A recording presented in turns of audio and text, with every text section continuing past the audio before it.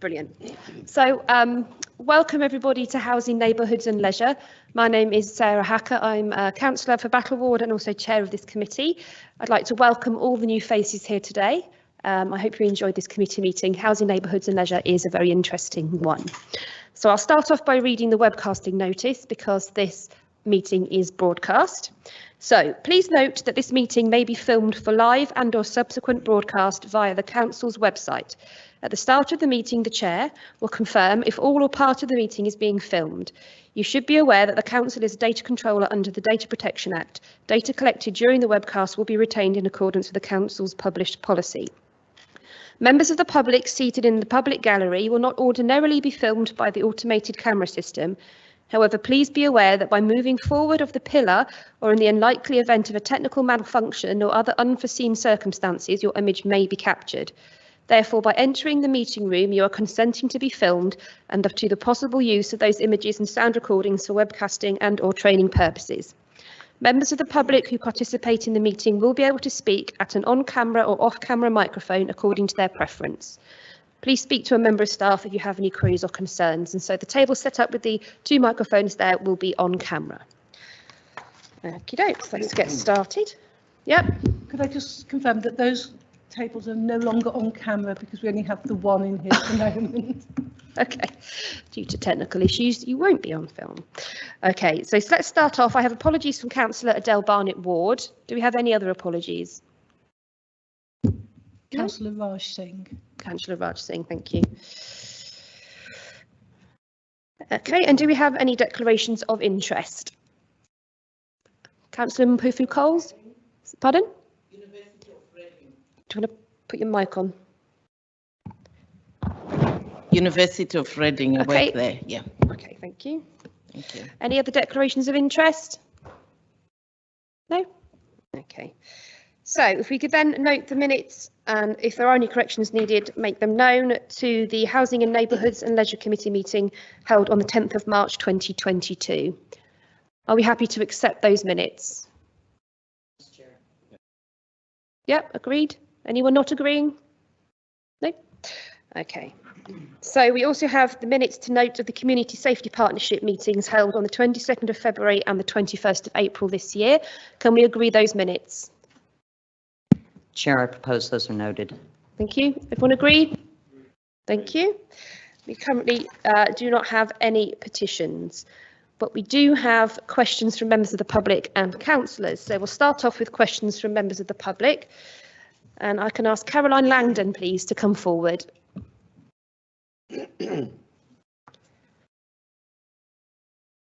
Okay. So you've got 3 questions today, so you can ask your question and then you can ask a supplementary that has to refer to the original question. Okay, so if you want to go. Read out what I've Yep. here. Okay. Yep. Okay. So I'd like to ask the committee if they would urgently consider charging £100 at least for throwing litter, including fag ends, on the pavement, streets and shopping precincts, as they do in Witham, Essex, Halifax, and I've added some more. Merton, Hull, Wandsworth, Dudley, Barnsley are the highest ones for charging, collecting fines for litter. I would ask them to look at the state of the cobbled areas where fag ends are lodged in the cracks. Would they look at the seating areas, whether in town, at bus stops or in the parks where people throw fag ends, spit, vomit? I've witnessed all of this. And have these areas cleaned and disinfected, not just swept outside the seating. May I draw their attention to the shocking state of the bus stops. Today I walked down from Jackson's Corner down and there were fag ends all the way down, lodged beside the pavement. Okay. So that's the first question. Thank you. And then I will ask Councillor Rowland, the Lead Councillor for Environmental Services and Community Safety, to make a response on my behalf. Councillor Rowland. Thank you, Chair, and I thank Ms. Langdon for the question. Reading Borough Council has a team of recycling and enforcement officers who investigate waste offenses such as littering, unauthorized disposal of waste, fly tipping, and duty of care for businesses, as well as encouraging and advising residents and businesses on how to recycle more effectively. Investigations of waste offenses may result in enforcement action being taken, which can include fixed penalty notices being issued or prosecution. Council's fine for litter offenses is 80 quid. For fly tipping offenses, 400, and which can reduce to 200 quid if paid within 10 days. Littering fines are often used for small-scale fly tipping offenses such as takeaway boxes or carrier bags where evidence is found within the rubbish. Currently, the Council's operating policy does not include patrolling litter control officers issuing on-the-spot fines for small litter items, including cigarette debris.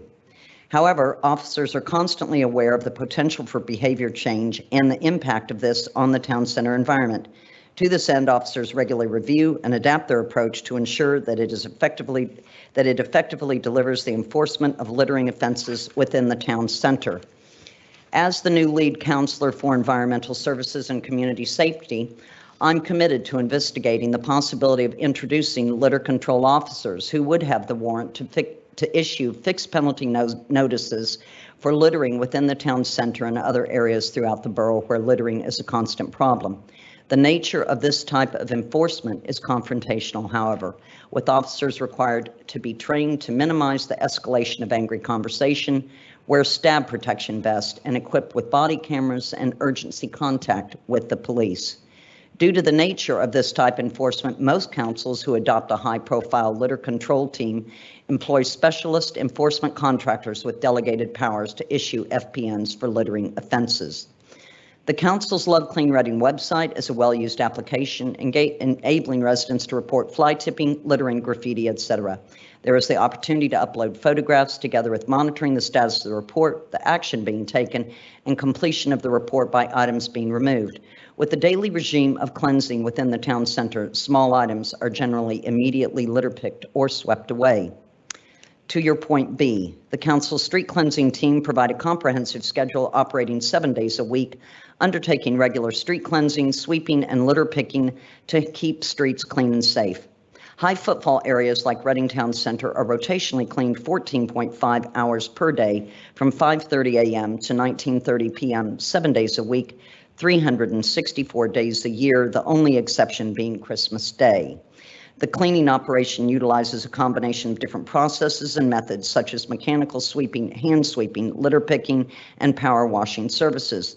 Regarding streets with cobbled areas, these are mechanically swept using either a driver-operated compact sweeping machine or a self-propelled applied sweeper, both of which have suction facilities to remove items to an internal hopper for later disposal.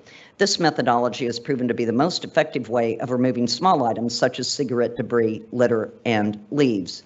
In addition to mechanical sweeping, Reading Town Center has permanent manual street cleansing operatives to perform detailed cleansing and sweeping together with reactionary capabilities to deal with unpredictable issues that need immediate attention. Working in partnership with Reading Central Business Improvement District, the BID, street cleansing and provide a regular shop doorway washing services for businesses within the main shopping streets and a weekly trade cardboard collection and recycling service. The street cleansing service also provides a dedicated graffiti removal team for 3.5 hours per day, Monday to Friday, complete with a fully equipped vehicle, high pressure washer, and environmentally friendly graffiti removal products. The graffiti team clean known and agreed sites of all graffiti and fly posting, as well as any racist or offensive graffiti from private property. The graffiti team also washes litter bins, seating areas, and council-owned bus stops, which you asked about, within the town center on the average of 8 times a year. They also provide an emergency response for any spillages that occur. Thank you, Councillor Rowland. Ms Langdon, do you have a supplementary question? Supplementary questions. You don't have to. What can I ask if I don't agree with any of it? I feel so sorry for those men. It has to be a question, not a statement. You don't have to ask a supplementary if you haven't got one. Have you actually seen the state of the town centre?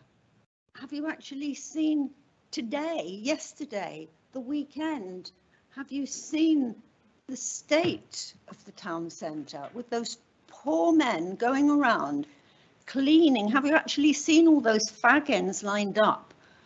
I can't see the result of what you've said here. I just can't see the result. Okay, so the question is, has Councillor Rowland seen the town centre? I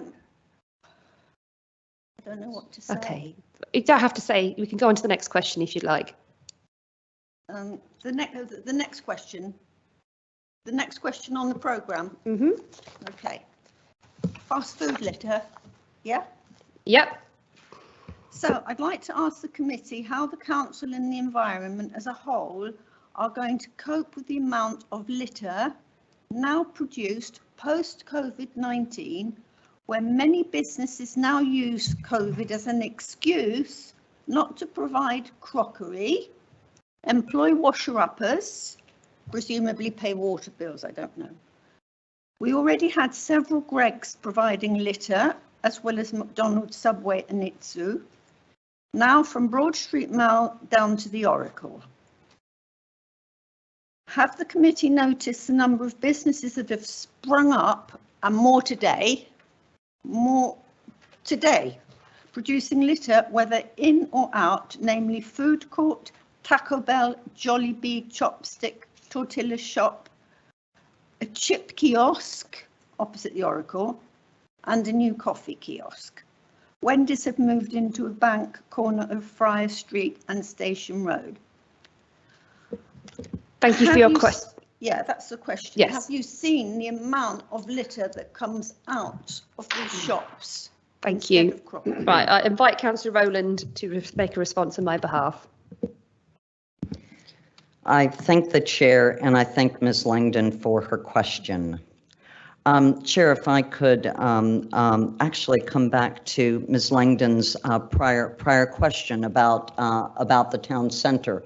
Ms. Langdon, as you may know, I'm an Abbey Ward councillor. I also happen to be a cigarette smoker, and I also take my fag ends with me. So I am very much understanding where your point is, and further to that, I'd be more than happy to meet you in the town centre to discuss future issues. But let me go ahead and with question number 2, if I might, okay? In response to point A, our recovering economy is seen a buoyant resurgence of new businesses and fast food establishments that see the successful economic possibilities here in Reading, and we can all be grateful for the fact that we do not suffer from a lack of interested businesses in Reading. However, as with all businesses, those operating within the town centre are required to maintain a trade waste agreement with a recognized and legal waste company to dispose of their waste and recycling. Reading Borough Council has its own trade waste operations, with many of the non-national shops and outlets in the centre of Reading subscribing to the council service. To ensure compliance with the law, Reading Borough Council have a team of recycling and enforcement officers who regularly visit premises in the town centre, checking that trade waste agreements are valid and in date under the duty of care for businesses. They also encourage and advise residents and businesses on how to recycle more effectively. The team also investigate waste offences such as littering, unauthorized disposal of waste, fly tipping. Investigations may result in enforcement action being taken, which include fixed penalty notices being issued or prosecution. From the photographic evidence provided with your question, it would appear that the bags of waste and cardboard are trade waste placed out for collection by the businesses operating in the town centre that are of your concern. The team regularly attend Reading Town Centre to undertake trade waste duty of care inspections to ensure that all businesses have a trade waste agreement in place and are complying with it. A trade waste agreement will provide the business with either a trade bin collection or an authorized trade waste sack, which are common in areas where there is no space to store bins off the public highway.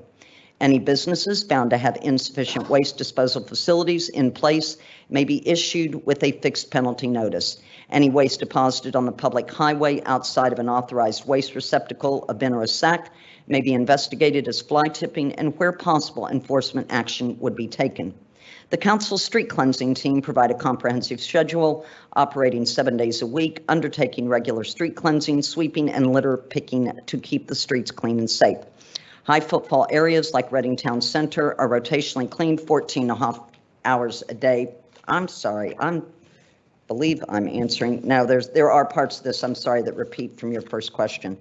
I'm going to skip over that because some of that was laid out in the first part of the question, including the use of the Love Clean Reading app, and I'm going to go to part B of this. Reading Council are keen to take a broad perspective and bring different interests together in the recovery of our high street and retail centers. A number of responsible food outlets that are new to the town have commercial waste contracts with the council's own trade waste service. Recycling and enforcement officers regularly visit businesses in the town center. For example, they have recently undertaken work with a newly established fast food business that I shall not name to ensure the compliance with the waste regulations. The establishment was advised on the correct presentation and collection of their waste, which has been embraced and is working well. This level of one-to-one work is part of our enforcement team's ongoing work.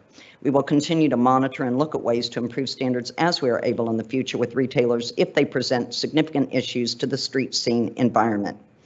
In addition, consideration may be given to the possibility of time banding within the town center to restrict the times businesses and residents can place waste and recycling out for collection. Typically, this would restrict the collection times to the town center where they are less busy, for example, between 6 p.m. and 8 a.m., preventing accumulations of bags of waste and recycling when the town center has its highest footfall. Should time banding be a policy that the council wish to incorporate, a public notice process will be necessary to allow representation from businesses and residents. Enforcement of the regulation is by the Environmental Protection Act 1990 under Section 47, which is in the process of being adopted and applying by the council's environmental enforcement team in order to help us effectively deal with the issues of our buoyant business economy, of which you have raised your concerns about this evening. Thank you. Thank you, Councillor Owens. Ms Langdon, do you have a supplementary question? Yes, thank you for that answer. I just wonder where all this massive waste, when it's collected by these organisations, what happens to it? Where does it go? Because there is now so much of it, now that there are so many more fast food and takeaway places. So I'm wondering, they collect it, but where does it all finish up? Thank you, Councillor Rowland. Thank you, Chair. That is taken care of by our RE3 facilities. And I'm sure that you're probably aware of that cooperation that we have with Wokingham and Bracknell Forest in care of our rubbish and our recycling. That is a very keen and amazing operation, I have to say, and I would be happy to share with you some fascinating photographs I took of how all of the waste is separated out and made and reutilized, recycled in every way possible, every single bit of waste throughout that facility. So I realize that you may see increasing amounts of waste and litter, but I can assure you that RE3 does an exceptional job in separating it out, ensuring it is recycled properly, and that is where it goes. Thank you. Sure. Thank you, Councillor Rowland. On to question 3, and Ms Langdon, you'll notice that the name you gave has been redacted. So I asked. Can you repeat that? Yeah. So you'll notice on question 3 that the young lady you name, her name has been redacted. So I ask that you don't mention her name for her own privacy. The name of the young lady that you mentioned in question 3. No, I won't mention. Thank you. Yeah. Do you want to ask question 3 then? Yes. Yeah. Why is there so much begging allowed in the town centre? Around the station, as I wrote to Councillor Jason Brock, I think I wrote the same day, there were 4 right outside the railway station pestering all the passengers. Then all the way down Station Road, there are beggars sitting in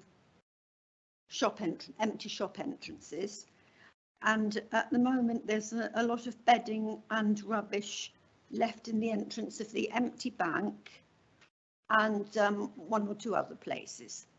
The police and community officers don't do anything about it.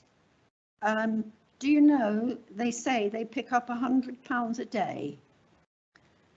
There is one active young lady with glasses permanently seated with a cup bowl in front of her, moves from outside Cafe Nero to other places in Broad Street. Why do you not do anything about this? I have tried to help one young lady in a terrible state, so thin, her clothes getting dirtier and dirtier. She's in the worst state you can imagine, but she's not the worst offender for begging. The street pastors have tried to help her and say they can't. A nice young police lady went and spoke to her, but she's still there. Thank you. Thank you. Thank you for your concern for the people who are begging in the town centre. Councillor Rowland, would you like to answer on my behalf? Thank you, Chair, and I thank Ms. Langdon for her timely and sensitively put question. The increase in begging in the town centre is acknowledged, and the previous partnership processes that have been in place are to be reviewed and updated to ensure a consistent partnership approach is taken to tackle this evident and ongoing issue. Many people who choose to beg in Reading will have already have accommodation with support open to them, either here or in a neighboring borough. It's highly likely that those accommodated in begging are doing so to obtain funds that supplement possible substance misuse problems. This is one of the reasons, therefore, that we do not encourage the public to give them cash. Since the pandemic, the Council have commissioned new supported housing projects to provide a longer-term home to people sleeping rough. Whilst living in these environments, they receive support with destructive behavioral issues, such as drug and alcohol use, that can contribute to the reasons why people beg. Reading Borough Council commissions a rough sleeping outreach service run by St. Mungo's. That team is accompanied by Reading's drug and alcohol service, Change, Grow, Live. Their drug and alcohol outreach team, along with the St. Mungo's team, attend town center hotspots such as Station Road and Broad Street at various times of the morning and evening throughout the week. They continually offer support to encourage a lifestyle away from the streets. It's sad to say that not everyone accepts their support, and we find that certain persons continually present on the streets, sleeping rough and begging. I accept your concern and those of residents about the situation, but there are constructive ways the public can help. To support our assertive outreach effort, the Council encouraged members of the public to identify and report abandoned bedding and any associated rubbish via the Love Clean Reading app. If the public have concerns about someone sleeping rough, this can also be reported via streetlink.org.uk. This will be directed to Reading's outreach teams who will visit that site to offer support. Finally, we also encourage the public to download and use our Reportable app to report begging, especially when it is persistent, worrisome, or aggressive. Those reports go straight to our Council's ASB team, who liaise with the Thames Valley Police to deal with particularly hostile and aggressive cases of begging. Officers from Thames Valley Police and Reading Borough Council have initiated discussions to review the current processes in place to tackle aggressive begging in Reading, and as a result have agreed to set up a partnership task and finish group in early July, which will carry out a problem-solving exercise to understand the severity of the issues, review previous processes that were followed to tackle begging. That group will review the effectiveness of those processes and formulate a partnership action plan, which will set out a program of activity to engage, intervene, and where necessary, take enforcement action against individuals who continually, persistently beg aggressively. The action plan will be jointly produced by Thames Valley Police and Reading Borough Council. It will involve input from key partners who can provide support to those individuals involved in begging, including St. Mungo's and Change, Grow, Live, along with other key partners who operate in the town centre, including Reading's Business Improvement District and British Transport Police, who will be able to provide support with evidence capturing. Officers from Thames Valley Police and Reading Borough Council acknowledge the urgency of this escalating issue, and once actions have been set by the Task and Finish group, they will be enacted immediately and communicated to the public. Thank you. Thank you, Councillor Rowland. Ms Landon, do you have a supplementary question? No, I've no questions. Thank Okay, you. thank you very much. Don't see any aggressiveness. It's always smiles and There's plenty of actions in the response. May I So you go can, now? yes, Back you to can. the seat? You can, yep, or you Thank can you. stay and watch if you wish, or you can go home if you want. It's up to you. No further question. No, thanks. Right, we move on from questions from members of the public to questions from councillors. We have two questions. Question number 1 from Councillor Cresswell. Can the lead councillor give an update on plans and progress of the refurbishment of the play area at Waterloo Meadows? Thank you. And in Councillor Del Barnett Ward's absence, I'll read the answer to you. So I'd like to thank Councillor Cresswell for his question. Prior to the recent elections, Catesgrove Labour councillors worked with officers to plan and cost out a transformation of Waterloo Meadows playground area facilities.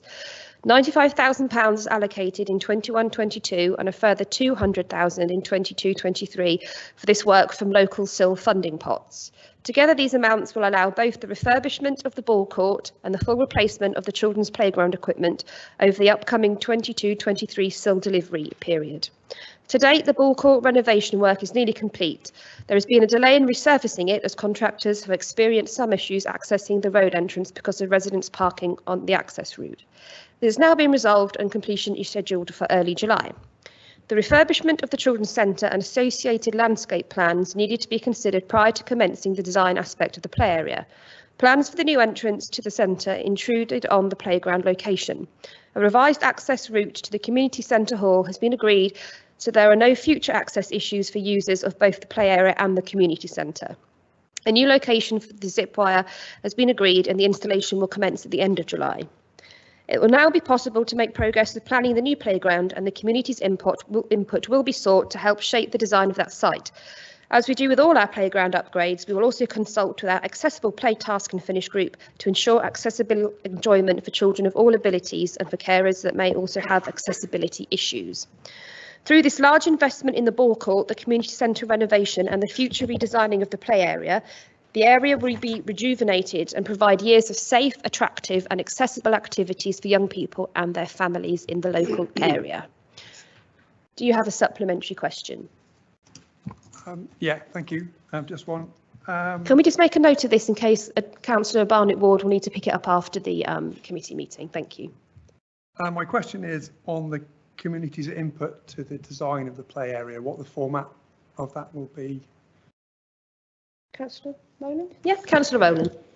Yes, Chair, I could probably field that as being the recent lead member for that area. What normally happens is that the designs are set forward in a type of process where the structure and general ideas of what wants to be achieved are set forward to playground providers. That usually elicits about 3 or 4 designs or so. And the community is engaged with possibly in the development of what they want, and then also in looking at and approving and oftentimes selecting. We often get schools involved and things like that to really select and shape the playground area. It does also.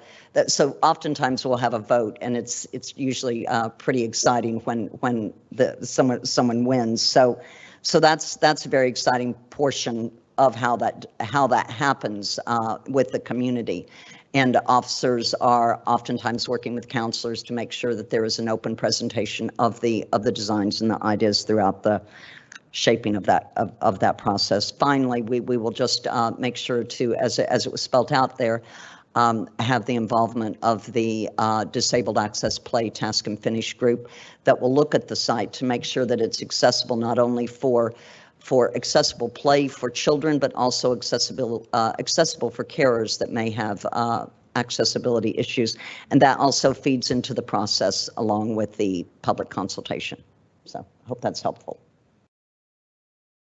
Thank you. Thank you. Then on to question number 2 from Councillor McCann. Thank you. I was pleased to hear that the university is working on a plan to help new second year students be good neighbours. Can the lead councillor tell me how the council can support this initiative, especially when it comes to tackling waste issues? Thank you, Councillor McCann. Councillor Rowland, you're busy this evening. Thank you, Chair, and I would like to thank Councillor McCann for her question.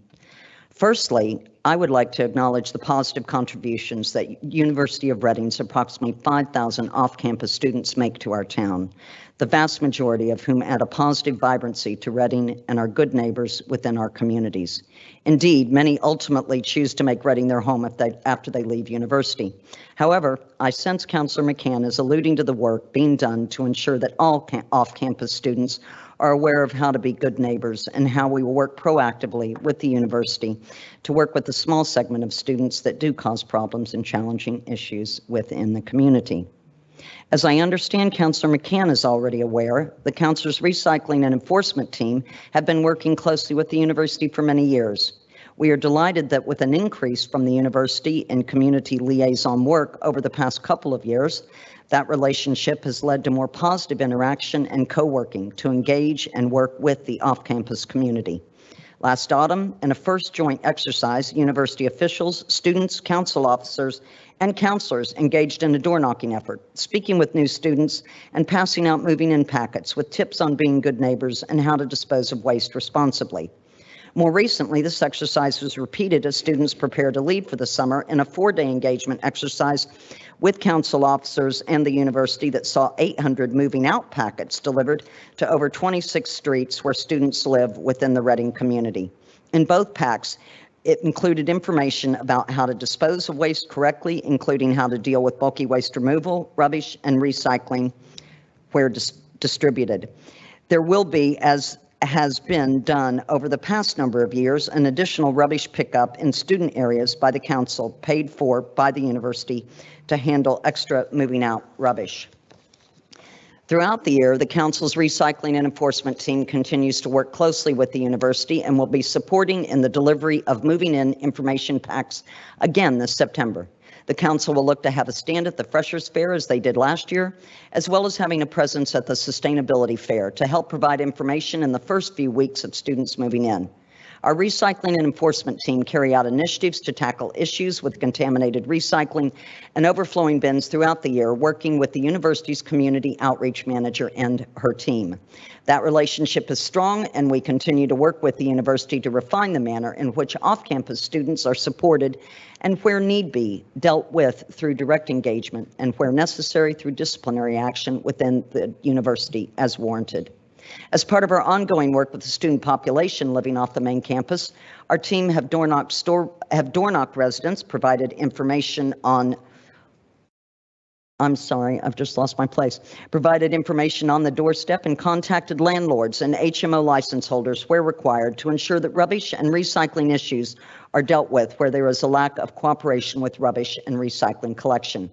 Our officers feed back to the university any relevant information, and a joined-up approach in tackling the issues is carried out. Our recycling and enforcement team also have a representative on the steering group that the student union has recently formed. At these meetings, there are discussions on multiple topics, including waste. I'm delighted to have a particularly positive relationship with the new student union president, Sheldon Allen, who initiated a lot of this positive co-working last year with the September walkabout.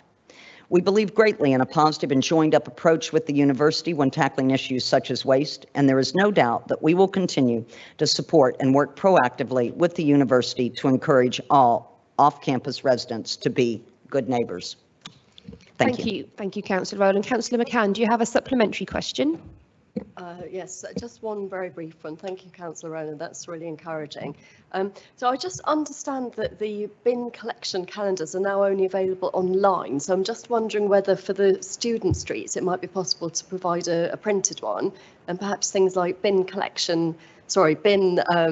stickers that explain what can go in which bin, and maybe information about how to order additional bins. I think that's something that you didn't mention but could be useful, because I know that student households are eligible. Thank you. Councillor Rowland. Thank you for your supplemental, Councillor McCann. I believe that that kind of information is held within the welcome packet and also the moving out packet. I'm almost for sure of it. I will check and actually ask what exact items are put into those packets, and also take on board the possibility of printing a bin calendar if that is not already done. But I will look into that, and I will have an officer get back to you about what exactly is included in those moving out and moving in packets. Thank you. Thank you very much, and that's the end of our questions. So we're moving on to item 7, which is our empty homes presentation. So if you'd like to move forward, this is a very topical issue, and it's one I see in the press on a regular basis, and we're going to find out what we're doing about it. So I'll give you a moment or two to get yourselves all set up, and if you'd like to introduce yourselves and then crack on with your presentation. Thank you.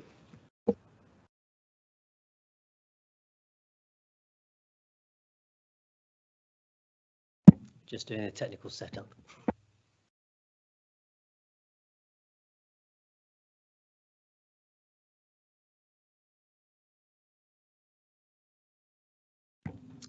Good evening, everybody. My name is Will McMahon. I'm Director of Action on Empty Homes. My name is Bridget Carey. I'm the Consultancy and Project Manager with Action on Empty Homes. Thanks for the invitation to speak to you about our proposed community-led Reading Empty Homes project. I'm going to keep my introduction brief and to the point so that my colleague Bridget has time to introduce the project in much more detail. Some of you may remember an organisation called the Empty Homes Agency. 4 years ago, we changed our name to Action on Empty Homes to give a better sense of what we are trying to achieve. As an organisation, we focus on research and policy development about how to bring empty homes back into use.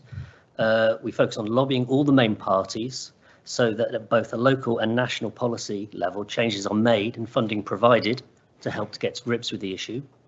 Over the last year, we've been to Conservative, Liberal Democrat and Green Party councillor events, local conference events, talking about our Community Action on Empty Homes toolkit and our desire to bring stakeholders together to get to grips with the problem and to develop creative solutions.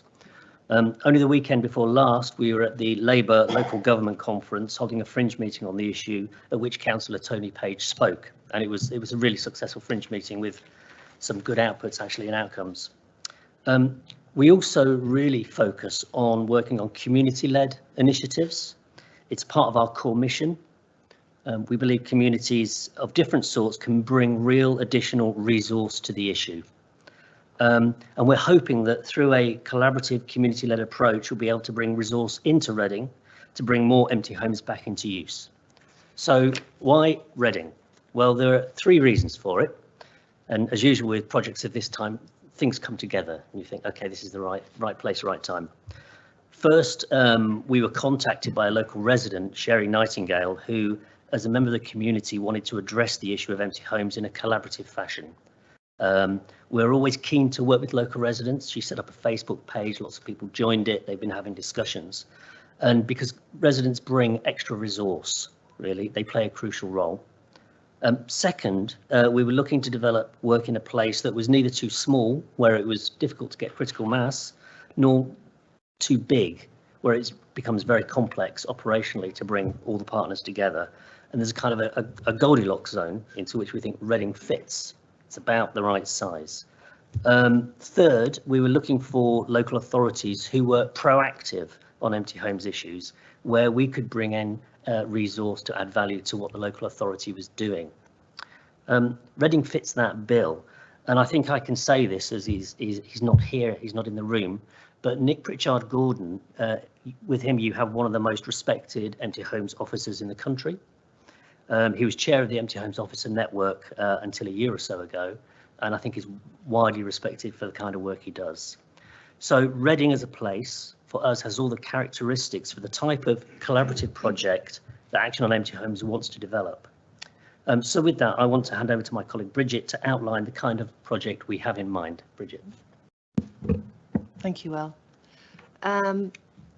I am going to just run through a little bit about give a little bit of background about how we've worked with communities in the past, and then to present a slightly different model that we would like to develop in Reading, if possible.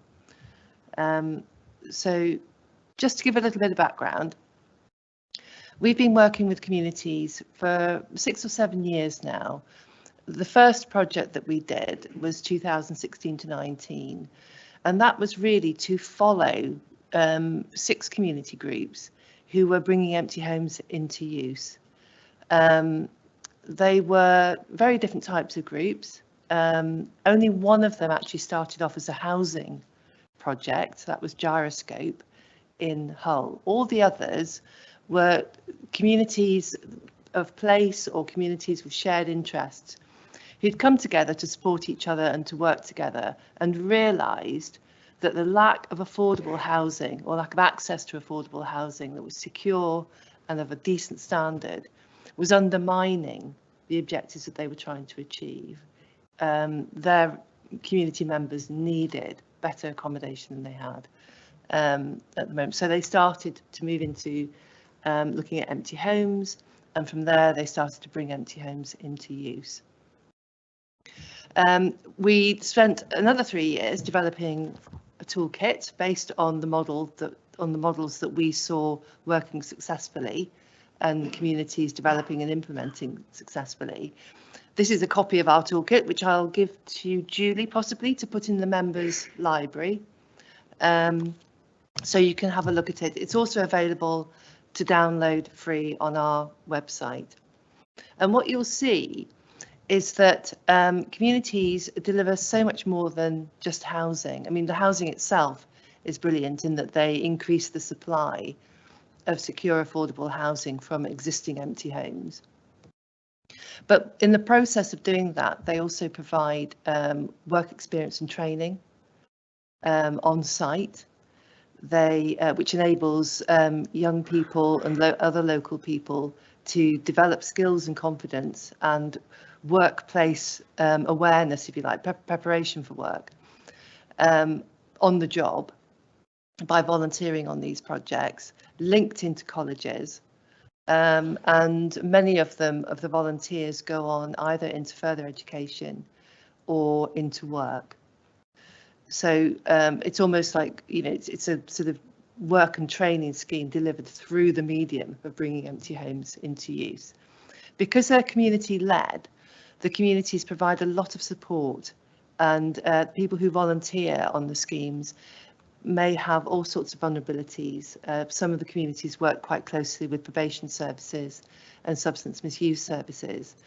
And just that the process of being in the workplace, all that kind of chit chat and informal learning that you do in the workplace gave them, the volunteers, the confidence to go on and to do more. The communities also developed some really creative partnerships.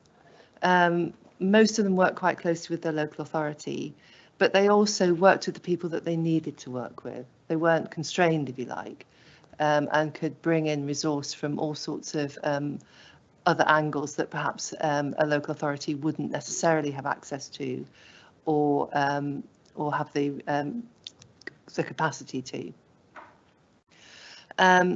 And through this, they develop a real sense of belonging, of agency, of resilience. So we could see the community infrastructure, if you like, being rebuilt through this process of engaging with bringing empty homes into use. So there's an awful lot of soft outcomes, some of them measurable, some of them less so, that come from community action empty homes. But there's also some quite impressive, tangible, sort of hard outcomes.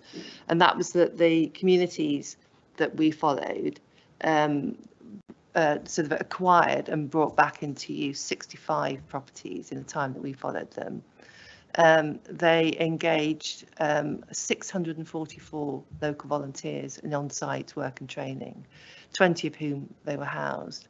But they also managed to pull in over £3 million worth of funding, some of which came from local authority, but much of which came from charitable funders who would fund the community, but they wouldn't fund the local authority. So a lot of that 3 million was genuinely additional resource into the area. So that's a kind of snapshot history of where we come from in relation to communities bringing empty homes into use.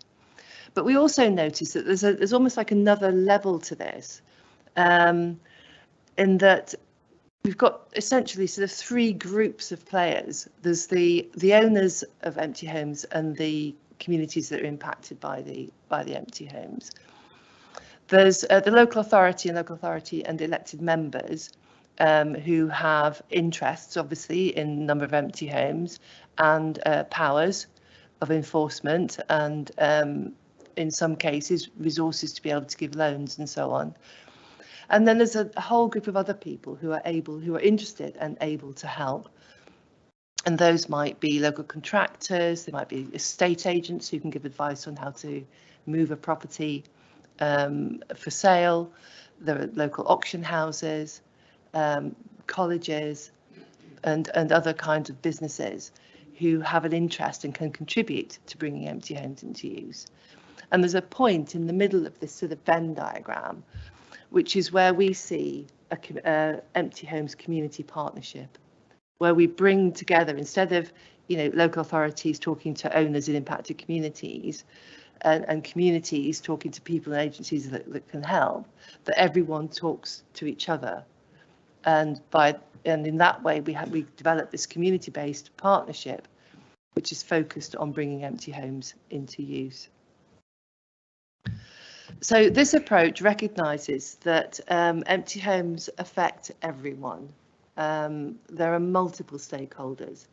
That's right across the community, right across the business sector. If somebody's business is suffering because of empty homes in their area, then they're going to be an interested party. And by bringing together the multiple stakeholders, there's an opportunity to develop some creative partnerships and some new ways of thinking that can lead to lasting and sustainable change. And in our experience, the more people the more sort of community and stakeholders get together, it starts to build a momentum for action that can support, that doesn't replace the work of the local authority, but it can support and provide alternatives to the role of the local authority. And very importantly, it can provide real opportunities for work experience and training, which in turn feeds into the local economy. The council's role changes slightly from being the doer in terms of, being the agency that has the lead role, into its more supporting and enabling role, which we know local authorities are extremely good at. And through that sort of supporting and enabling and working in creative partnerships, we can identify the people who are affected, who can help to bring empty homes into use, who can benefit, and start to put together collaborative plans for development and delivery. We can also identify what resources are available and, importantly, which resources aren't available and that we might need to go and look for. And ideally have some sort of local lettings plan so that the homes that the communities bring into use are homes for those community members on the whole, on balance. So in terms of what this would look like, a community partnership approach for Reading, we've started to have discussions with stakeholders, but the discussions would include empty homes owners. We would identify areas or an area and set up a core steering group where it would seem to be most effective to start this kind of work. The outcomes can be agreed, so different people will have different priorities. Focus could be delivering affordable homes, it could be energy efficiency, it could be the work and training side of things, it could be core skills and mentoring. It could also include things like impact on street scene and wider community projects. All of the projects that we worked with had delivered much broader outcomes, as I mentioned. So Gyroscope, for example, set up little workspaces for new social enterprises. They had a bakery and a cycle workshop, that sort of thing. Another project, Cultures, up in Stockton-on-Tees, had a a garden furniture making workshop, and that turned into a business. They can also engage with wider community projects, and the combined approach feeds into local enterprise and helps to regenerate the local economy. So once the priorities are agreed, the areas identified, the stakeholder discussions, including the empty homes owners, are being worked through, we can then set up a project delivery plan that's a collaborative plan, and we'll have regular progress meetings to see it through to delivery.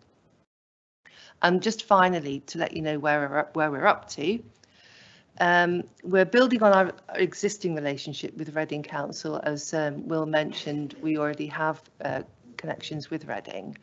There was a meeting on the 24th of January that a number of stakeholders attended, which was very interesting and very positive. So through that meeting, we've been able to make contacts and links with local residents and third sector organisations.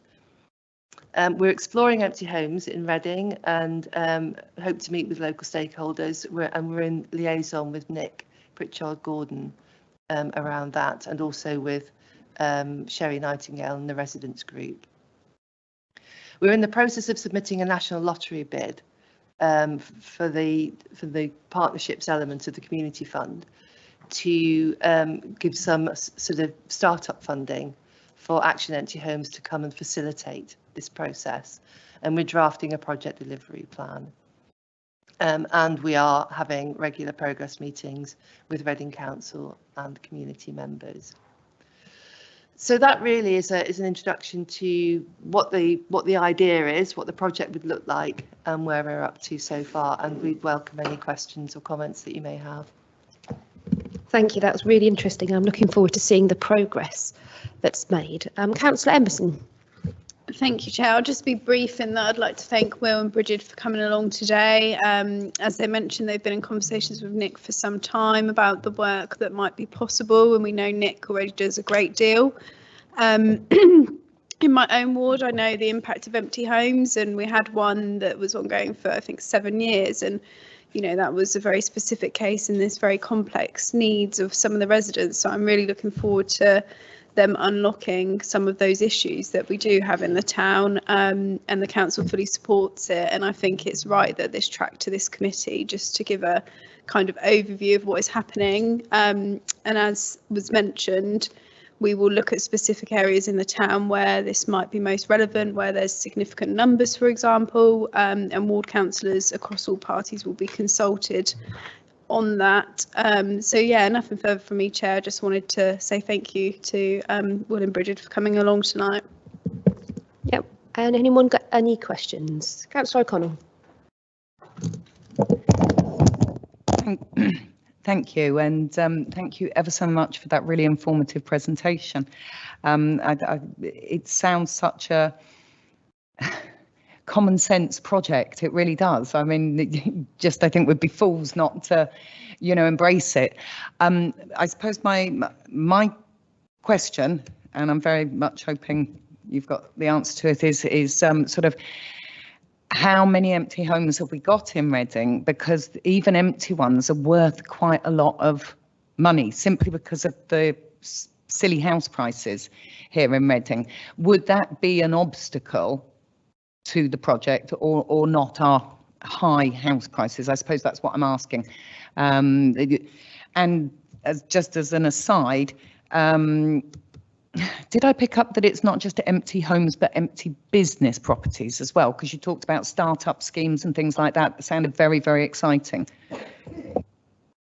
This kind of project focuses initially on empty homes. I've run something similar in another local authority that was called an Empty Homes Action Zone. And what we found there was that although we started by focusing on homes, you get this groundswell of interest, and we found that some empty shops were brought into use. Some of the accommodation over the empty shops was brought into use as well. There was a bank building converted into 8 self-contained flats for young people. So really it can become what Reading wants it to become in that sense. But our initial focus is on the empty homes, because that tends to be where you get the real buy-in from the community. But, you know, as I said, with the other projects that we followed, they've been opportunistic, and they've sort of followed the opportunities as they've arisen. The difference between an empty homes community partnership, to answer the second part of your question about value, property value, and the communities that we followed. The communities that we followed were community-led empty homes projects, so there were community land trusts or community interest companies, that kind of thing.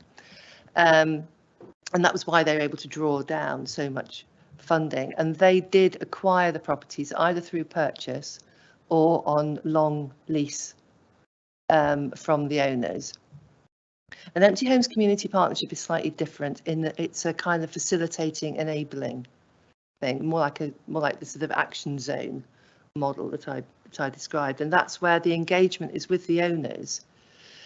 But it's surprising how communities seem to be able to have a very different kind of conversation with an empty homes owner than a local authority can.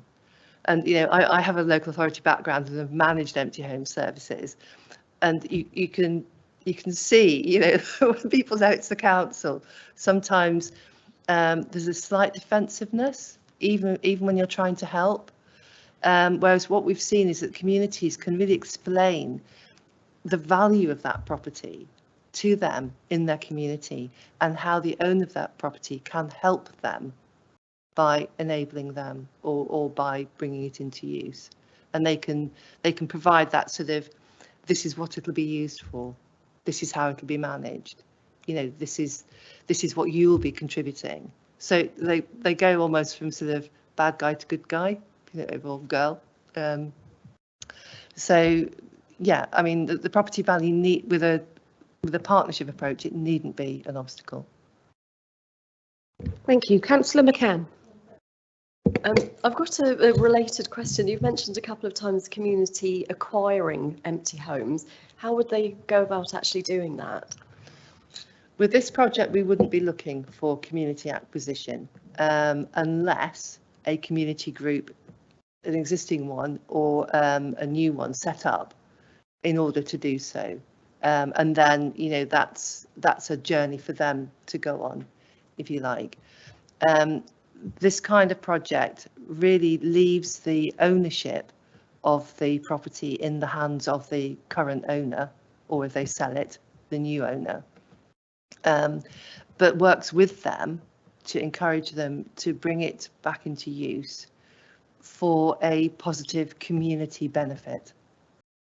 And, you know, as I said, you know, my experience is that once one person does it and sees the benefit, then you know, everybody watches what everybody else does, don't they? So what we found was that it had this sort of trickle down and then a sort of knock-on effect where other people got engaged with the project as well and brought their property into use.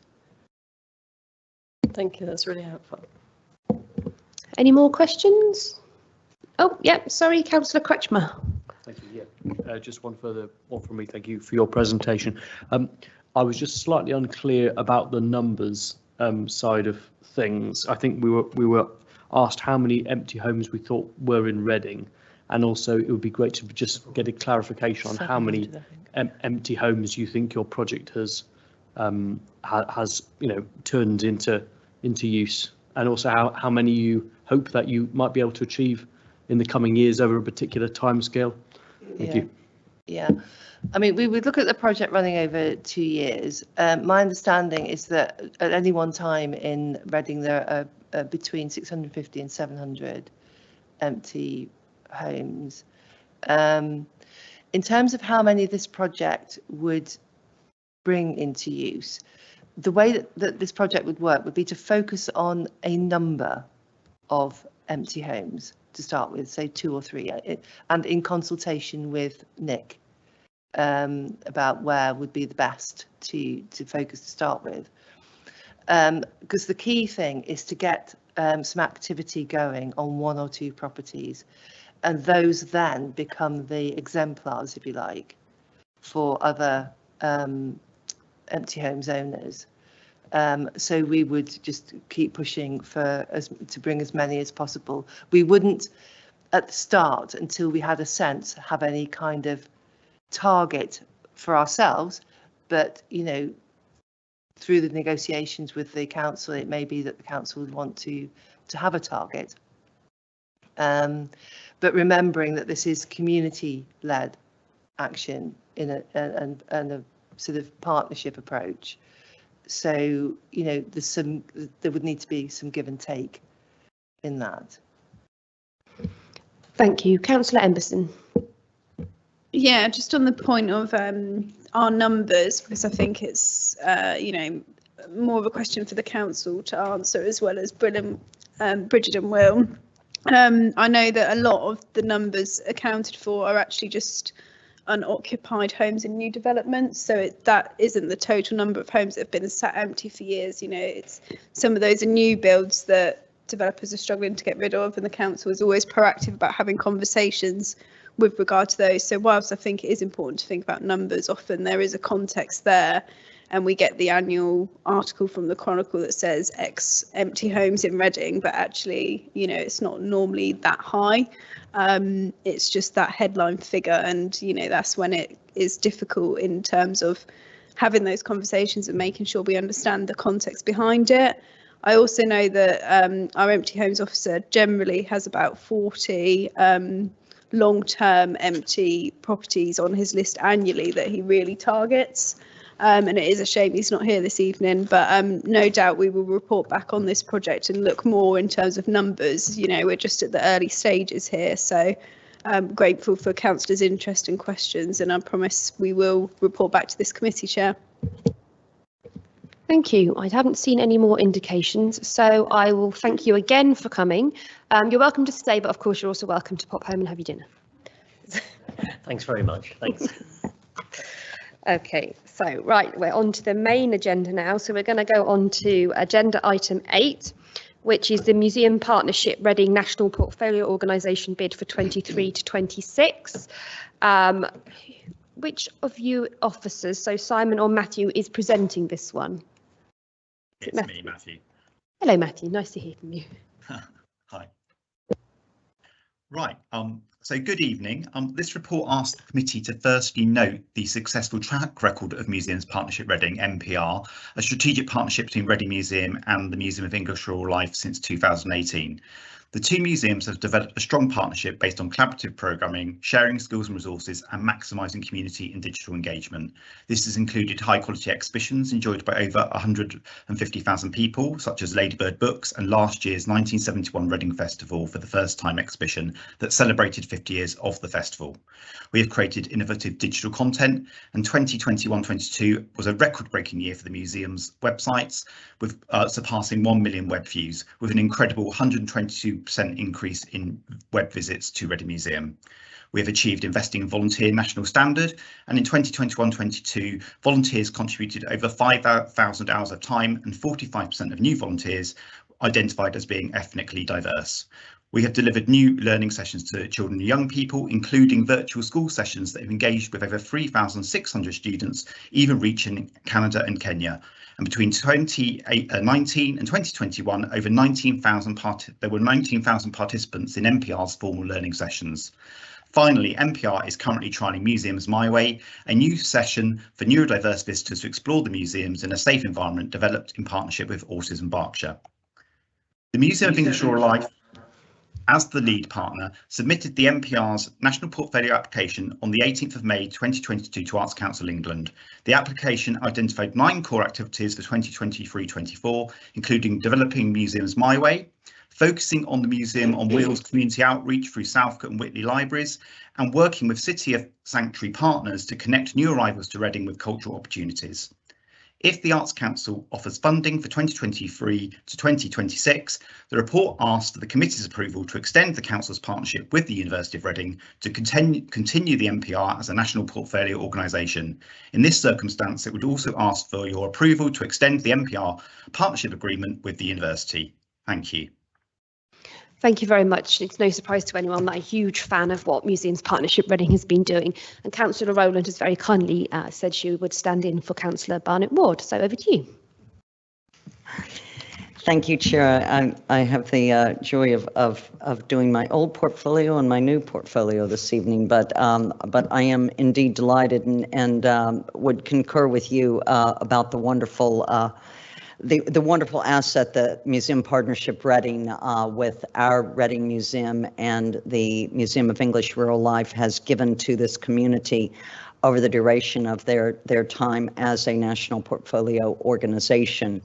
I know that I'd like to thank Matthew for your report and for expounding on some of the wonderful things that you all have done, and it's really been a fabulous. It was a real honor to serve as lead member and to watch the Museum Partnership Reading just really grow and actually help museums become more accessible to our diverse communities across Reading. I wish them every success for their NPO bid going forward, and we will be obviously simply asked to approve that partnership continues until 2026 to fulfill that requirement. I know that Matthew touched on a number of things that are carrying forward, so I won't repeat those, but I would ask that members look and focus on section 4.15, which highlights some of the wonderful things that the museum has got planned out in activities just for 23-24.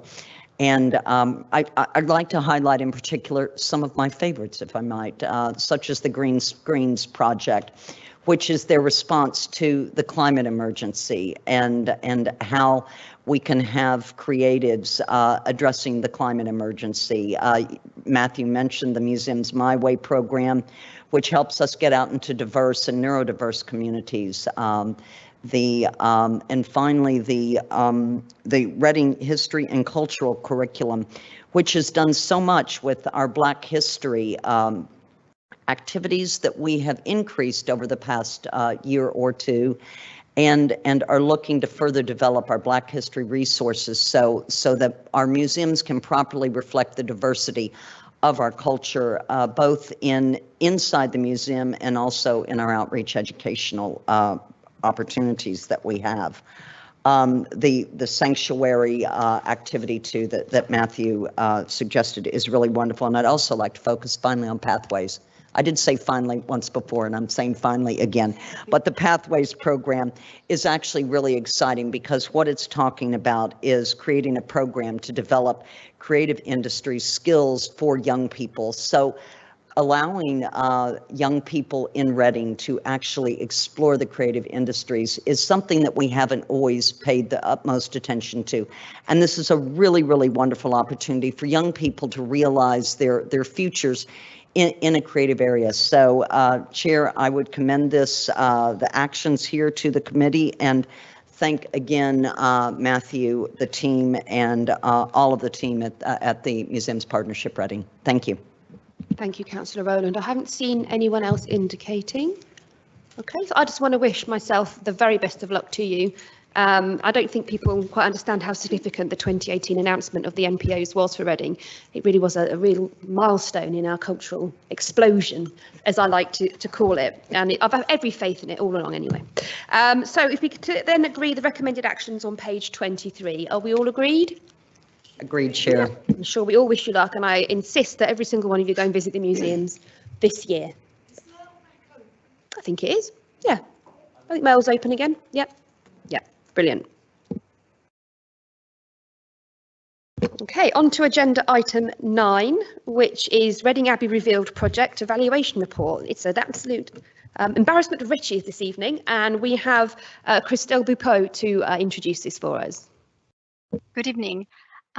This report asks the committee to note the achievement of this award-winning major heritage and cultural placemaking project since the start of its delivery phase in 2016, and to note the next steps for the Abbey Quarter vision and plans. This will ensure the economic and environmental sustainability of this nationally significant heritage assets. The Reading Abbey Reveal project and the creation of the Abbey Quarter is Reading's most ambitious heritage project for a decade. The Reading Abbey Quarter was created to bring together the unique cultural heritage that exists within the former ground of Reading Abbey. This project was partly funded through the National Lottery Heritage Fund for a grant of around 1.7 million towards the 3.15 million overall project. The delivery of the project comprised implementation of conservation work to restore the Abbey ruins and the Abbey gateway to ensure their safeguarding for their future, and enabling the public access to be restored. Comprehensive interpretation signage across the whole Abbey Quarter, including Reading Museum and associated branding, and a 5-year program of community engagement, educational events, and activity across the heritage sites. Key successes of the project, showcasing the significance of Abbey Quarter both locally and nationally, with recognition through several prestigious national awards.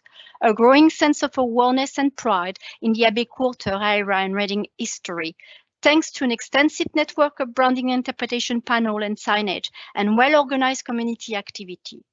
At the Abbey 900th anniversary in June 2021, 74% of people surveyed agreed that the event had helped to increase their pride in Reading.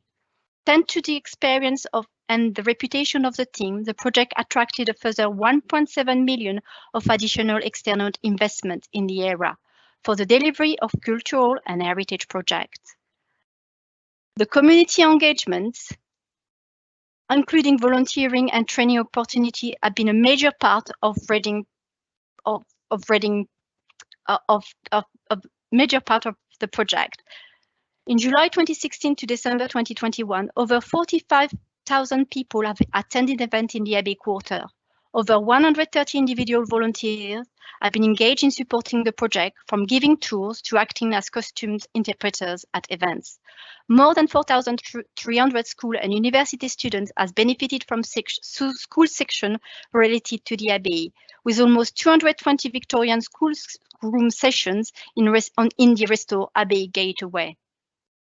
To optimize the legacy of this project and to ensure the economic and environmental sustainability of the Abbey Quarter, some of the key next steps are to continue to work with conservation specialists to ensure the scheduled site is protected and preserved for the future through the delivery of a new conservation and management plan, to work closely with finance partner and colleagues to ensure that this conservation and management plan is integrated in the Council Section 106 funding programme, to continue to work closely with internal and external partners to develop a public activities program, promote the site, and invest in tourism opportunity. To ensure that the Abbey Quarter continue to integrate with current projects such as the High Street Heritage Action Zone and the large-scale developments in the town centre area. To ensure that the vision of a Reading jail site is integrated with the Abbey Quarter vision and interpretation scheme. Thank you. Thank you very much. Once again, Councillor Rowland. Thank you, Chair. I will indulge my former portfolio again and yours. Thank you, Christelle, and thank you to all of the team for the incredible driving success that this has been for Reading since 2016. I'd also like to thank the visionaries, one of whom I know is sitting as chair this evening, back in 2016 for seeing the possibilities about this project and realizing that by the regeneration of the Abbey that we were going to create a future that was going to be very different for this town. I see nods around the room. That's so nice, and it really has been a remarkable journey, and something that I know that we all embrace. I would ask members to note the incredible footfall that is quoted on page 82, where we are getting 700,000 recordings of footfall per month in 2021. It's an amazing number. It states that the Reading Abbey has given us a sense of pride about our community, and it has shown beyond a shadow of a doubt that Reading has heritage, and our heritage plays into the pride of this community, and it's all wrapped up beautifully in one. I think the awards that are listed in 4.2 speak to themselves. The footfall and just all of the benefits. Finally, I'll just remind people on page 100, or members, to note on page 100 that the Abbey is obviously taking from this wonderful program, and we will be going forward. But those steps are going to become more imaginative after this project. The ruins can't just be ruins without being actually maintained now. But we've got a real winner here. We have turned the page on heritage and cultural placemaking in this town with the Abbey. I would like to thank officers and the team, and I would commend people to the actions in section 2 of this report. Thank you. Thank you, Councillor Rowland. I've got Councillor Woodward.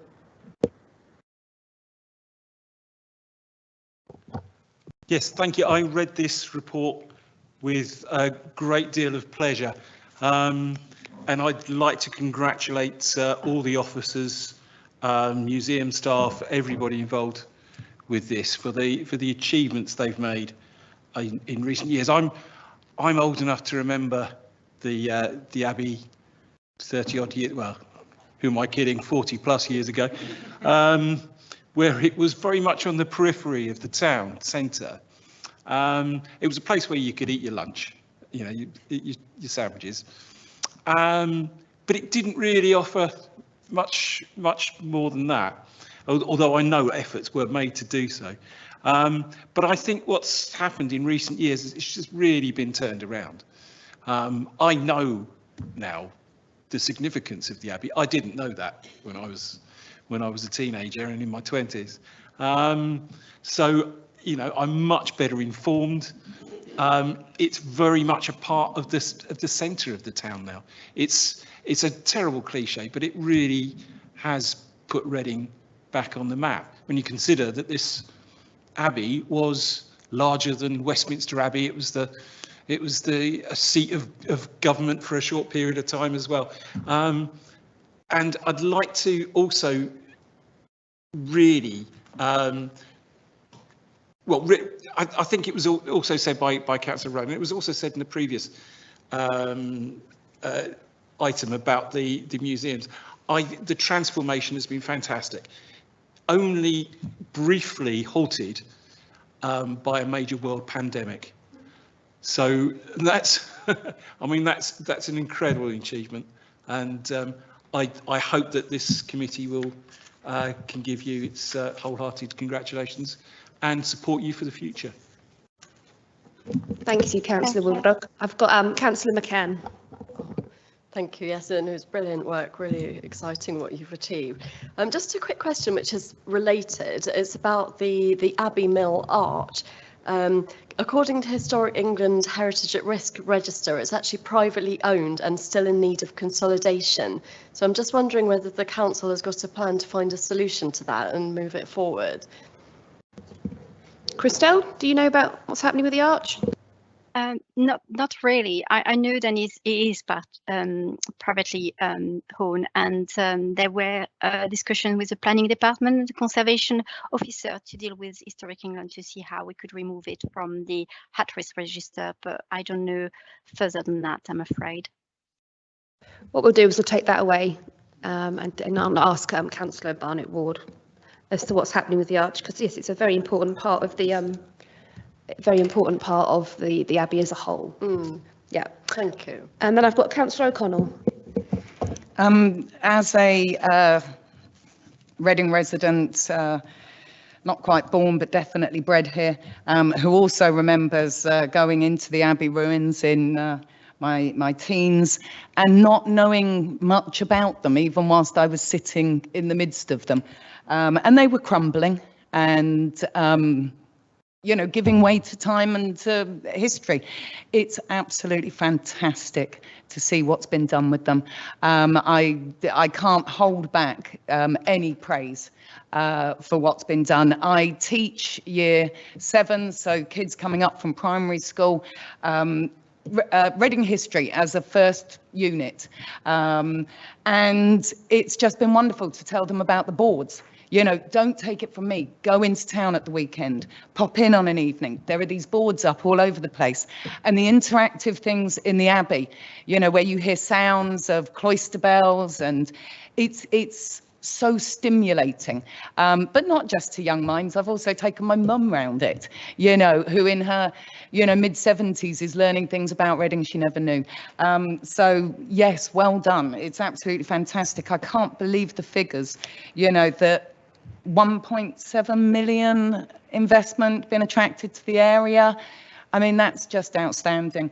And the thing that really made me smile is that 74% of visitors reported more pride in Reading. I mean, that's just got to be applauded. So thank you for your hard work. And didn't you time it well? Didn't we as a council time it well? That just as the world suddenly becomes more interested in the local, you're doing up the local. It's everybody's thinking about holidaying at home, spending more time in the country. Just perfect timing to put Reading on the cultural map. Absolutely. Councillor Dennis.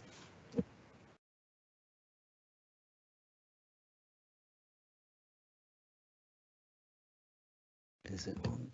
Yes, thank you. We got there. Thank you very much for this report. When I came to Reading, I just saw these bits of rock in that quarter of the town centre. I didn't really know anything about it, having only been in Reading now just about 13 years. So, and it was great to read this report and to find out so much had gone into it. There's a couple of things in particular that I was struck by is some of the expertise that was gained from this, and the fact that some senior people, like the project engineer at Hampshire County Council and senior architect Thomas Ford and partners were quite impressed with the 6 hot mixed lime days which were given as a way of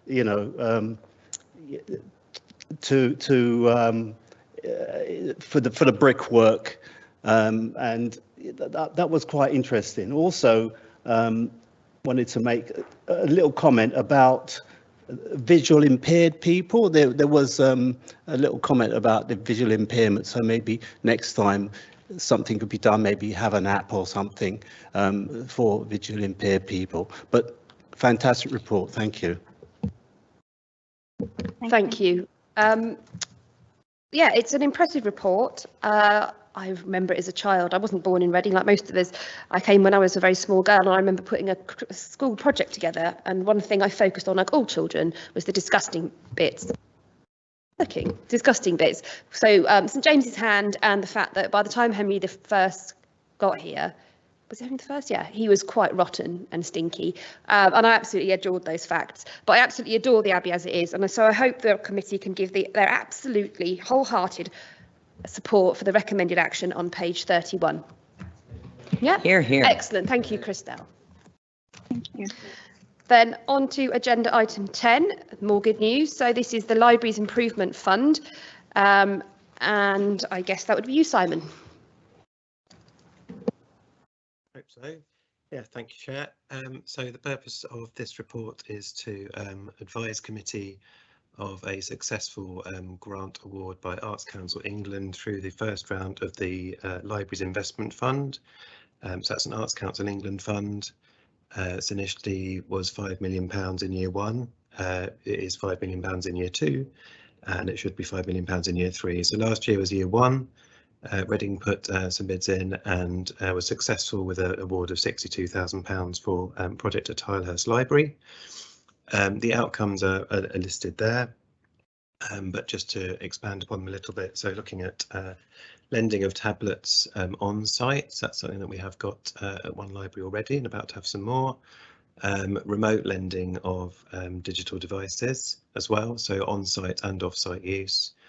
Putting in equipment that means that the library is more easily able to be hired and can be run in a more self-service way should we want to do that. But initially it's to support hires. We identified in the kind of preliminary stages that there's a need for space in that area.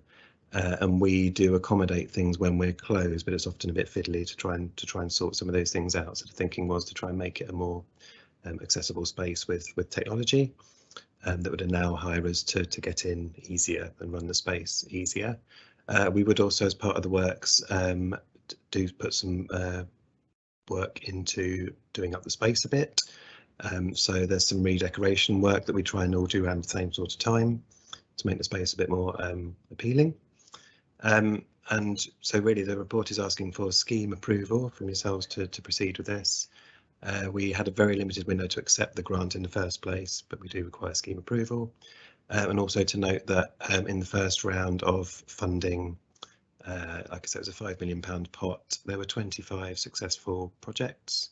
There were 2 in the southeast, and one of them was Tilehurst. So just to acknowledge that we managed to get there in a very, knowing the sector, a very competitive round of funding.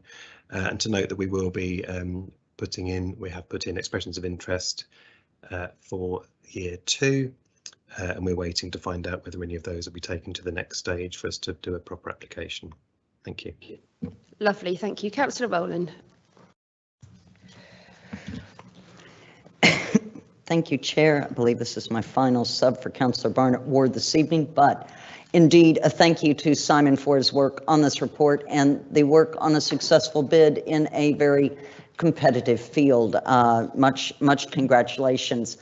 This is really exciting because to me, it talks about it responds to the things that our library consultation told us last year about the right libraries, the right times, the right place, and libraries that are in our communities and really being the center and bedrock of our communities, along with those things that the library can offer to the communities. And so with this, we are talking about an improved space. We're talking about hours of operation that are going to be more accessible to people for events, community gatherings, and things like that.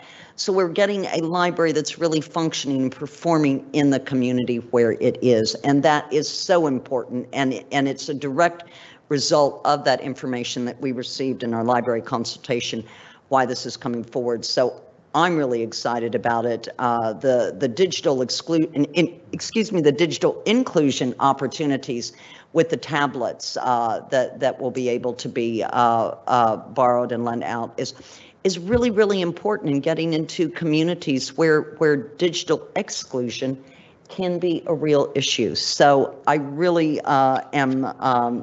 congratulate Simon and the team, and I do hope that the committee will endorse and approve the scheme. Thank you, Councillor Rowland. I've got Councillor Dennis. Thank you, Chair. Yes, I'd like to welcome the report and thank Simon and the other officers for an excellent piece of work, but for securing the 62,000 for Tilehurst Library. And it's good to see that it's going to be brought in line with other libraries around Reading, such as Battle Library. Also, I'd like to mention the fact that we have libraries in Reading, which a lot of other authorities around this area unfortunately had to close. So it's good that we are able to make use of this money in renovating our libraries. Thank you. Thank you. Councillor O'Connell. Thank you. Simon, as a Tilehurst ward councillor, but even before I was involved in local politics as a Tilehurst library user, I would like to really personally thank you for this money. We all know that libraries have got to move with the times to justify their very existence, you know, as alluded to these days. And this is a wonderful investment. It is needed. Tilehurst Library is looking shabby, loved, but shabby around the edges. And hopefully this money means that we're going to be able to future-proof Tilehurst Library and keep it embedded right in the heart of the community where it's been for all the time I've lived up in Tilehurst. So on behalf of Tilehurst residents and as one myself, thank you very much indeed. I haven't seen any other indications. I think the last three items have just highlighted the importance of culture beyond the bottom line, the financial figures, but what it does for communities and what it does to increase the breadth of understanding and the pride in your town. It's a real shame that the current government don't see the value, and we're now seeing terms like low value degrees being bandied around for things like English literature. So it's up to councils like ours and individuals passionate about culture to really stand up for these sorts of things, or we will see them disappear. So this is another piece of good news, and so I hope everyone on the committee will also agree the recommended action on page 101. Yep, fantastic. Okay, then on to agenda item 11. This is about some changes to the food service plan being introduced by Katie Heath.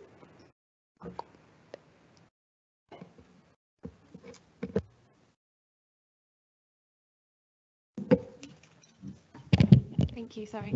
Thank you, Chair.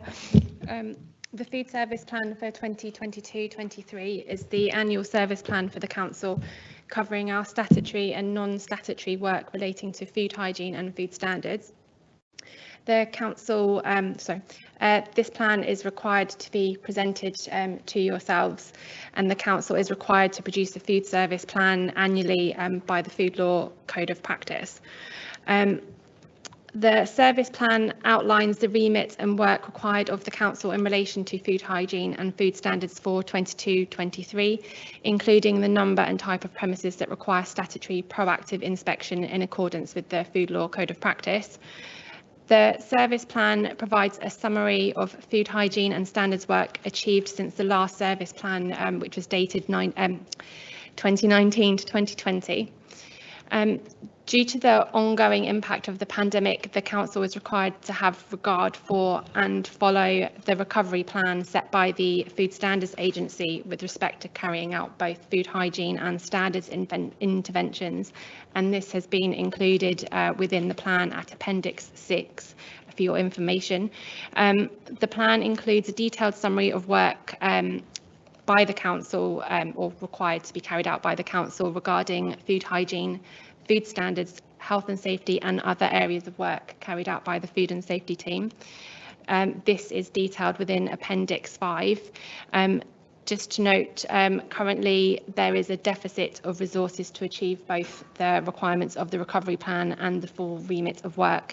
However, work is being prioritised in accordance with statutory and local requirements and has incorporated the council's priorities detailed within the corporate plan. It is recommended that the content of this plan be acknowledged and accepted by committee. Thank you. Thank you. Councillor Woodward, you wanted to speak?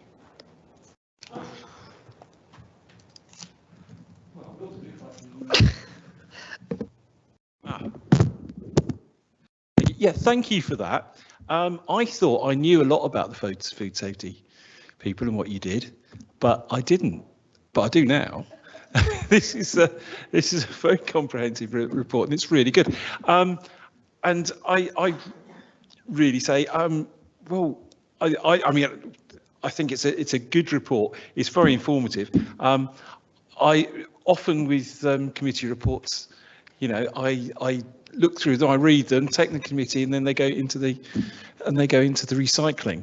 I'm not going to do that with this. I'm going to keep this because there's some useful stuff here, I think, for you know, as a councillor. But no, I just like to say, not a question, but I just like to say nice things about your department, because I think it does a very difficult job very well. I'm chair of licensing, and occasionally our paths cross, and they've crossed with some pretty appalling instances and events. So I'd just like to say I very much appreciate that. I hear what you're saying about finance, and that is something that will need to be looked at very closely. But overall, no, thank you for this. This is very useful. Thank you very much. Thank you. Councillor McGonigal. Thank you, Chair. On this issue, on Monday, I spoke with someone who has cooked in 8 restaurants in Bristol and 3 in London, including one very upmarket in Knightsbridge. He told me that every one of them had rat, mouse or cockroach problems, or both, and that hygiene inspectors were rarely seen. And I find this quite shocking. So, I imagine Reading to be not an awful lot different. Obviously 100% inspections are clearly desirable, and a shortage of new inspectors is extremely worrying. What are the barriers to recruitment and training in this field, and are 100% inspections achievable after the backlog is cleared? Thank you. Part of those is quite a difficult question for me to answer, but I'll try my best. In relation to achieving 100% inspections once the backlog is cleared, at present with our current resources, I would have to say that won't be achievable. At the moment, as you would have seen in the report, there is a substantial number of premises awaiting inspection. However, in addition to that, whilst there are obviously a finite number of building premises in Reading, we have quite a high turnover of new businesses registering. And in addition to that, the working from home from the pandemic also saw a substantial increase in food businesses operating from home, again increasing the number of registrations. There are months where we have a greater number of premises registering than the number of inspections that we have staff to actually carry out. That is making it extremely difficult to proceed through the backlog. At present, we are endeavouring to follow the recovery plan and inspect the premises which are, I guess, highlighted as highest risk by the recovery plan, trying to meet those benchmark points. At present, we are able to keep up with the higher risk premises which are rated A and Bs, requiring inspections 6 monthly for A's and yearly for B's, and have caught up, or should have done by the end of this month, with the B premises that were overdue, including those that were missed during the pandemic. However, we still have a substantial backlog of unrated premises which we are struggling to get through, and unfortunately the team do not have enough members of staff to do that. If we manage to catch up with the backlog and kind of get through them, and I guess noted within that is that the recovery plan allows for the fact that by the time we would have reached, or by all local authorities would have reached C and D premises, which have a slightly larger interval for inspection, that there would have been a full inspection cycle that would have been missed. But I don't anticipate that we would be able to then achieve our kind of average annual number of inspections until we can have either more permanent or more temporary staff. We have sought to recruit both permanent and temporary staff and are struggling in both areas, including recruiting agency workers, which are in extremely high demand, and there are a number of local authorities, both locally and nationally, that will or are able to pay them more, and because they are in, there's not very many of them, they're in high demand, they can obviously command quite a substantial amount of pay, and it is probably far more lucrative to be an agency worker at the moment than work for a local authority permanently. In terms of the other part of your question, I believe there's been a national shortage of environmental health officers for quite some time, and obviously with, I guess, the circumstances surrounding the pandemic, people having changed their working arrangements, perhaps being able to work further away from home, or having had a career change, or perhaps left the profession, that's obviously having an impact as well. Since I qualified, there has been a reduction in the number of universities offering the environmental health qualification. In terms of food and safety, we're part of one of 4 main areas of environmental health, and the Food Law Code of Practice sets very substantial competency requirements to be able to work in the field of food predominantly, not necessarily health and safety, which I don't know whether that puts people off, but is again another kind of loop to jump through. In order to work in this area, you have to have met a certain requirement of qualifications, in addition to either doing a university course or the newer apprenticeships which are now offered. You also then have to do a substantial amount of portfolio development at the end, which has reduced in work over time, but is still a substantial undertaking and a substantial kind of I guess loss of potential income to working if you're I'm getting a bit muddled.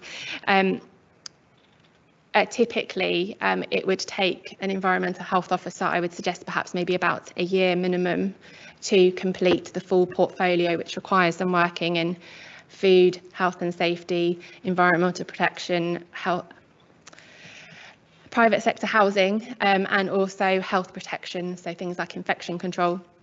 And whereas if you're working in the private sector, you don't necessarily need to have completed your portfolio to be able to work in the area of food. For example, if you were kind of maybe an auditor or providing advisory as opposed to undertaking statutory work, you would not necessarily have needed to meet the requirements of the competency framework, which is set by the FSA and is extremely detailed. Wow. Sorry, it's a long answer. No, it's a brilliant answer. Thank you very much. I think it covered all the points asked, and I think it just highlights the difficulty and also the skill and competency of our food inspectors. I hope we don't have restaurants with rats, etc. I'm sure our restaurateurs, most of them are doing their very best. But I did see that your department was trying very hard to ask people who had registered during the pandemic, probably had a brilliant idea, I know, I'll make cakes for a living or something, to deregister themselves to reduce the list. So if they were no longer needing a inspection, to let you know. So I can tell that you're doing your very best. And I think across the country we're suffering from a recruitment crisis, or many sectors are struggling to find people. I couldn't possibly comment as to why we haven't got enough people at the moment, begins with a B. So I think that was an excellent answer and a really detailed and interesting report. I haven't seen anyone else indicate. Yep, sorry, you do need to wave very hard or I can't see you. Councillor Kretschmer. Sorry to come in with a late question. Sorry, you mentioned food businesses starting up at the moment and waiting for an inspection.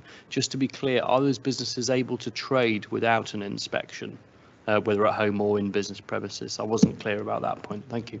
And just as a supplementary question, if they are able to trade, are we sure Reading people are safe if they've not been inspected? And if they're not able to trade, is that holding Reading businesses back? Thank you. If a business has started, they are able to trade. It is a legal requirement to register within 28 days prior to starting. However, that's quite a more of a, I guess a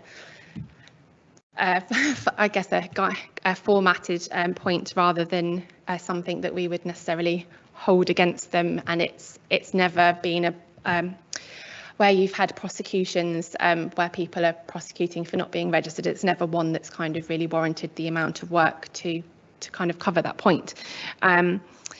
They are able to trade. unless they are a premises which is subject to approval, which has additional requirements, and that's where they're supplying animal products to other businesses. Those do require approval before they are allowed to carry out those activities that are subject to approval. In relation to whether businesses are safe to trade, the onus is or under the legislation is really predominantly on the food business operator to ensure that they meet all of the legal requirements that are required of a food business, and that legislation is outlined clearly. We have information on our website. The Food Standards Agency provides information nationally, and there's also lots of other information available to them. So that is wholly their responsibility to do. Whether they are operating within that legislation is obviously a different matter, and as and when we are able to get to them, we obviously assess that, and if they do not meet the criteria, we take a staged enforcement approach to that. We are endeavouring to get to the premises as quickly as we can. It is taking time, and I cannot comment whether all of the businesses in Reading would be following the law at this point. Thank you. Can I just ask a quick question? Are your inspections surprise visits? For the majority of premises, yes, we try to carry out unannounced inspections. If it's the business that is operating from a domestic premises, we are required to make an appointment before visiting. Excellent. So it's actually in the business's very, very best interest to ensure they're complying to all legislation, because you could arrive at absolutely any point and they won't be able to just do a sudden quick hoover around to make it all tidy. So we will hope that those businesses out there are in fact taking this legislation very seriously, because at any point your team could turn up and they don't want to take that risk, presumably. We can turn up at any point. We have powers of entry to kind of demand entrance to the premises, unless it's a domestic one where we're required to give 24 hours notice. Some do try to do a quick metaphorical hoover up as we arrive, but it is in our best interest. We do also provide paid advisory visits, so if there are bespoke needs of a business, they can apply and pay for a service to have an advisory visit. We are trying our best to balance those against obviously our statutory requirements to inspect, but there are benefits to obviously liaising with businesses in detail beforehand and hopefully improving their compliance, which would in turn reduce the amount of enforcement action they hopefully required. Brilliant, thank you very much. Very interesting section, and I hope everyone who speaks to a member of the public suggests they go into food hygiene, because we need them. It sounds very interesting. I used to work in a supermarket, so I had to do the opposite side of keeping everything clean. I didn't just do a hoover round, I was very meticulous. So if we could please then agree the recommended action on page 105. Yep, thank you. Okie dokes, then on to agenda item 12, which is the Community Safety Partnership update. Joe Middlemas, are you there? Thank you, Chair. I'm here. Oh, you're there. God. In person. So this report sets out the current position of Reading's Community Safety Partnership Work Plan, in particular setting out a proposed timeline for delivering its new 3-year Community Safety Strategy and Plan. The report highlights that an internal review was conducted in 2021 as a result of a number of issues on the horizon, including incoming legislation setting out a serious violence duty, the reduction of Reading's Community Safety Fund allocation from the Police and Crime Commissioner over the next 3 years, rising concerns from residents about crime and disorder, and the need for partnership to be more effective in terms of customer engagement and communications. Encouraging steps have been taken to improve the functioning of Reading's Community Safety Partnership Executive Group through the resetting of terms of reference and the membership, and a review of work streams reporting into the partnership, and a more robust approach to conducting a needs assessment. This needs assessment will include a focus on serious violence, which will inform the new Community Safety Strategy and Plan, the monitoring of which will be overseen by a re-established performance and scrutiny mechanism feeding into the executive group. The proposed timeline for the strategy and plan includes a statutory requirement for the Community Safety Partnership to consult with the community about its proposed priorities. And whilst the timeline sets out the proposal for the committee to adopt the strategy at the November committee meeting, the partnership activity will continue in the town, particularly in relation to serious violence, with the Serious Violence Steering Group now overseeing the partnership response to serious violence, all of which will be underpinned by a renewed focus on partnership working and communication, ensuring that the Community Safety Partnership works more collaboratively even with communities. To conclude, this report recommends that the committee notes the progress of the work plan of the Community Safety Partnership and the intention to produce a new community safety strategy for endorsement by the committee in November. It also recommends that the lead member for Environmental Services and Community Safety is given delegated authority to approve consultation questions which will be posed when the public consultation is conducted in respect of the CSP and its associated strategies. Thank you. Thank you very much. Councillor Rowland. Thank you, Chair, and I would like to thank Jo Middlemast for her report and for the work done to date. Whilst it's a fairly short report, the amount of work and dedication and effort that goes into actually creating the meat of our community safety partnership is quite substantial, and I appreciate all the work you do along with your team on this.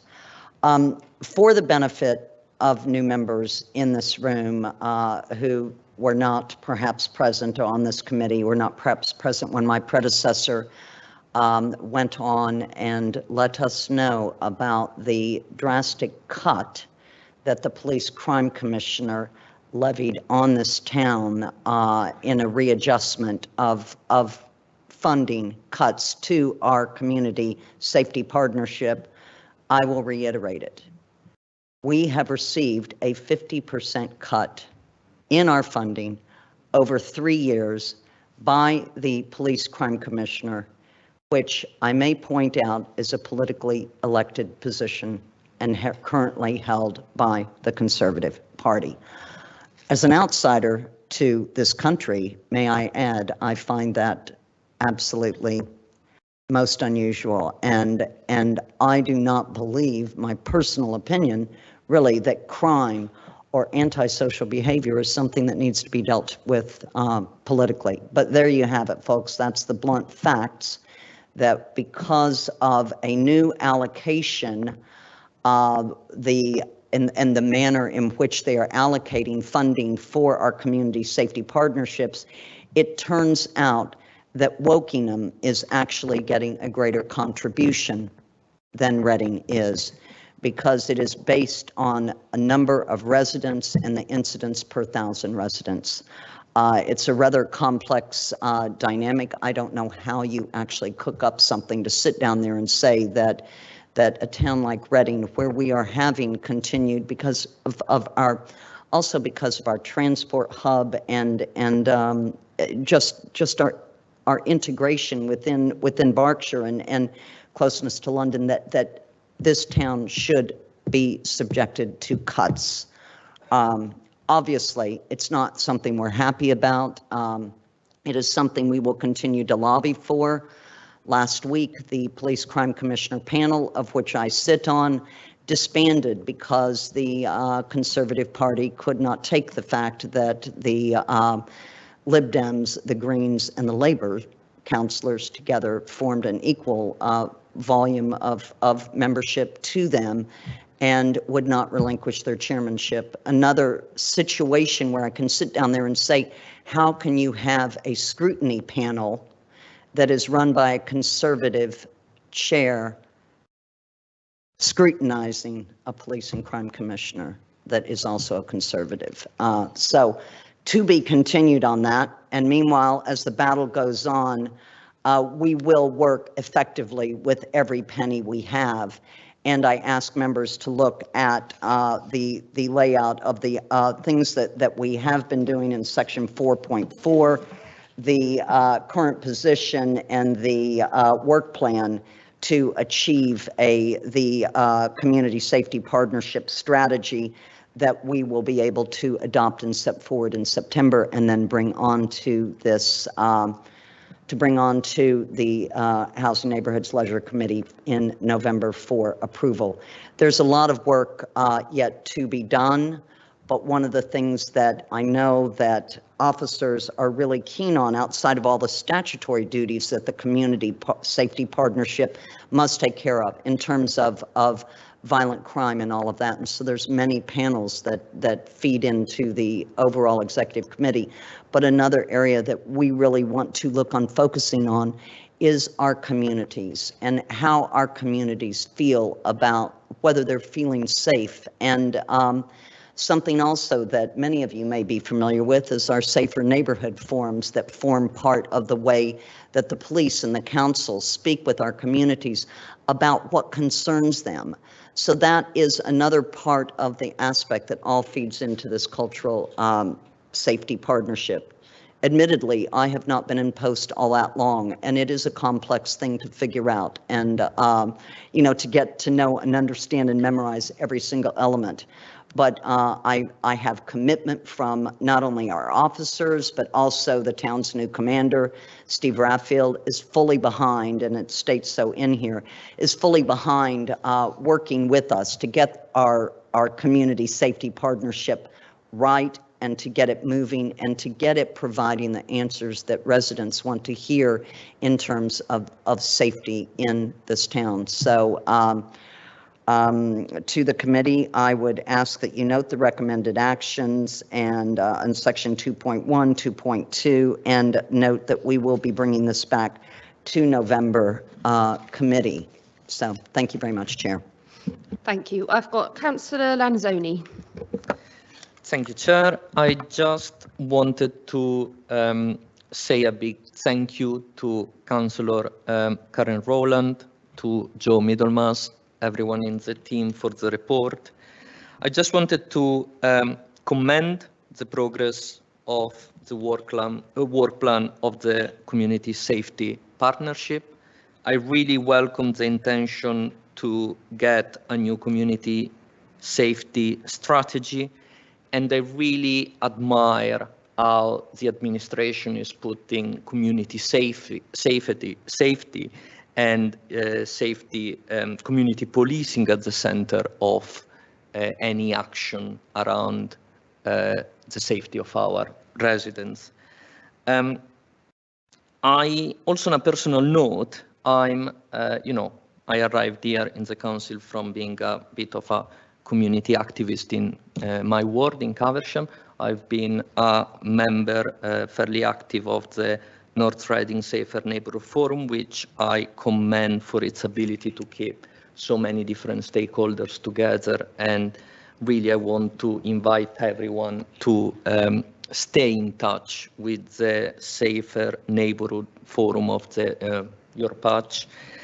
And I live in the Amersham Road estate, which, despite being north of the river, has some problems of antisocial behavior every now and then.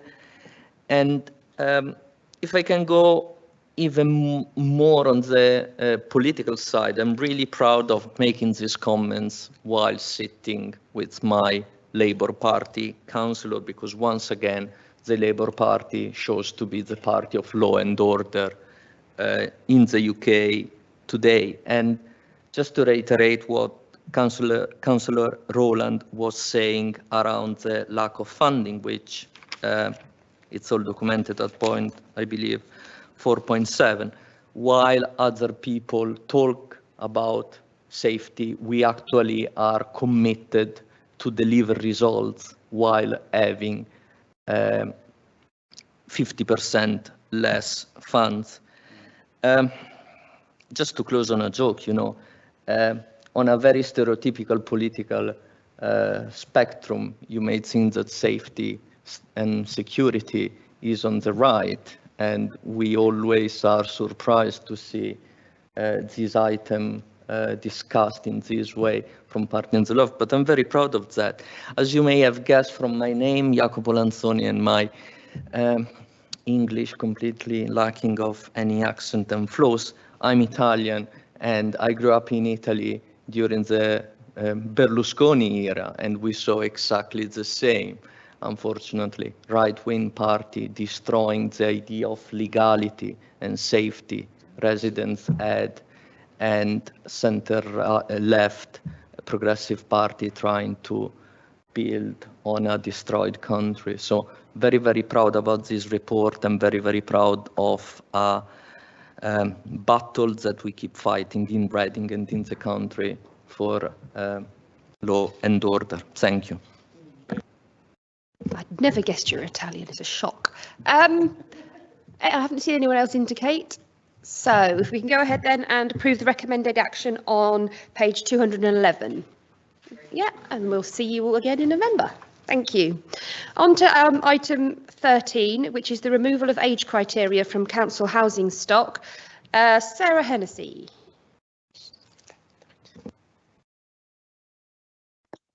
Thank you, Chair. Good evening. This report updates on the position agreed in March 2018 at the Housing, Neighbourhoods and Leisure Committee to remove the age criteria from Council's general needs housing stock, which is non-sheltered, and seeks approval to remove age designation from properties and replace with local lettings policies where appropriate. As a result of the previous approval, 80% of the properties now have people of a younger age living in them. We're seeking approval to remove the age designation from the final 20% of the properties and replace with local lettings policies if required. Where required, local lettings policies will allow properties to be available for those most in need whilst protecting those that are most vulnerable. The local lettings policies will include criteria that is specific to the issues in the local area by ensuring that suitable letting is carried out in a more targeted way, focusing on the specific needs of individuals and communities. Local lettings policies offer a more equitable and versatile alternative to age restrictions. With a changing demographic, age alone is not an indication as to whether a tenant will be the perpetrator of antisocial behaviour or neighbour nuisance.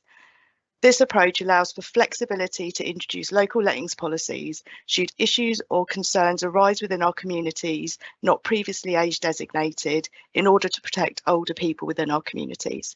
Thank you, Chair. Thank you. Councillor Emberson.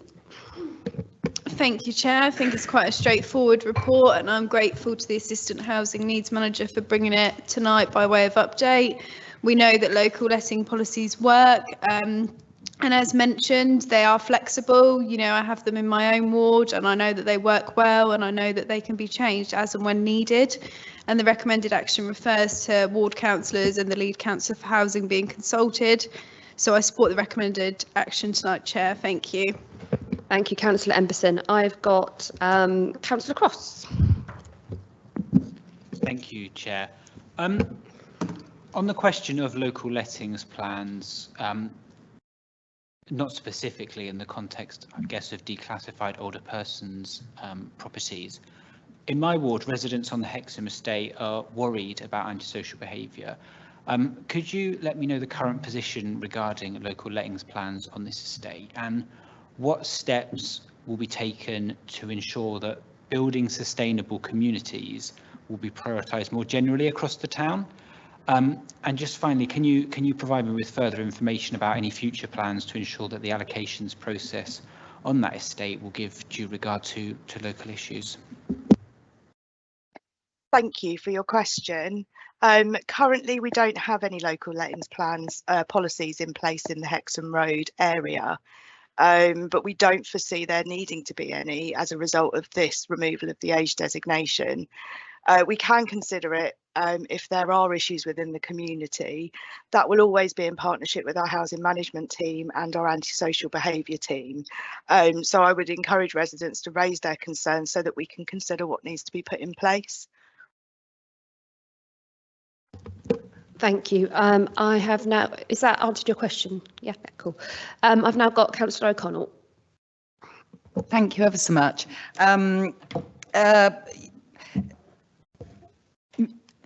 I've read a lot about how sort of segregating one group away from another, you know, can actually create more problems than it solves.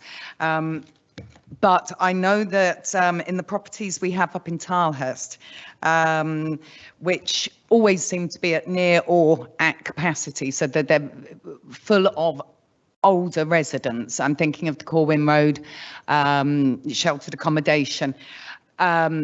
I think there's going to be some anxiety. Now, that doesn't mean that this shouldn't go ahead, or that there aren't benefits to be sort of gained from moving forward with this and changing the existing policies. You know, certainly reading about people with disabilities, you know, having access to ground floor flats regardless of age makes perfect sense to me. But what I'm wondering about is how we're going to manage the existing residents' anxiety over changes. I mean, it may be that there are perfectly sort of logical and evidenced information that we can give them. How are we going to relieve those anxieties, particularly because some of them may well be already vulnerable residents? Is there a mechanism for them getting involved in the local lettings policies? I see that the lead councillor and ward members will be involved, and obviously I'm elected as a representative, but I don't live in those blocks.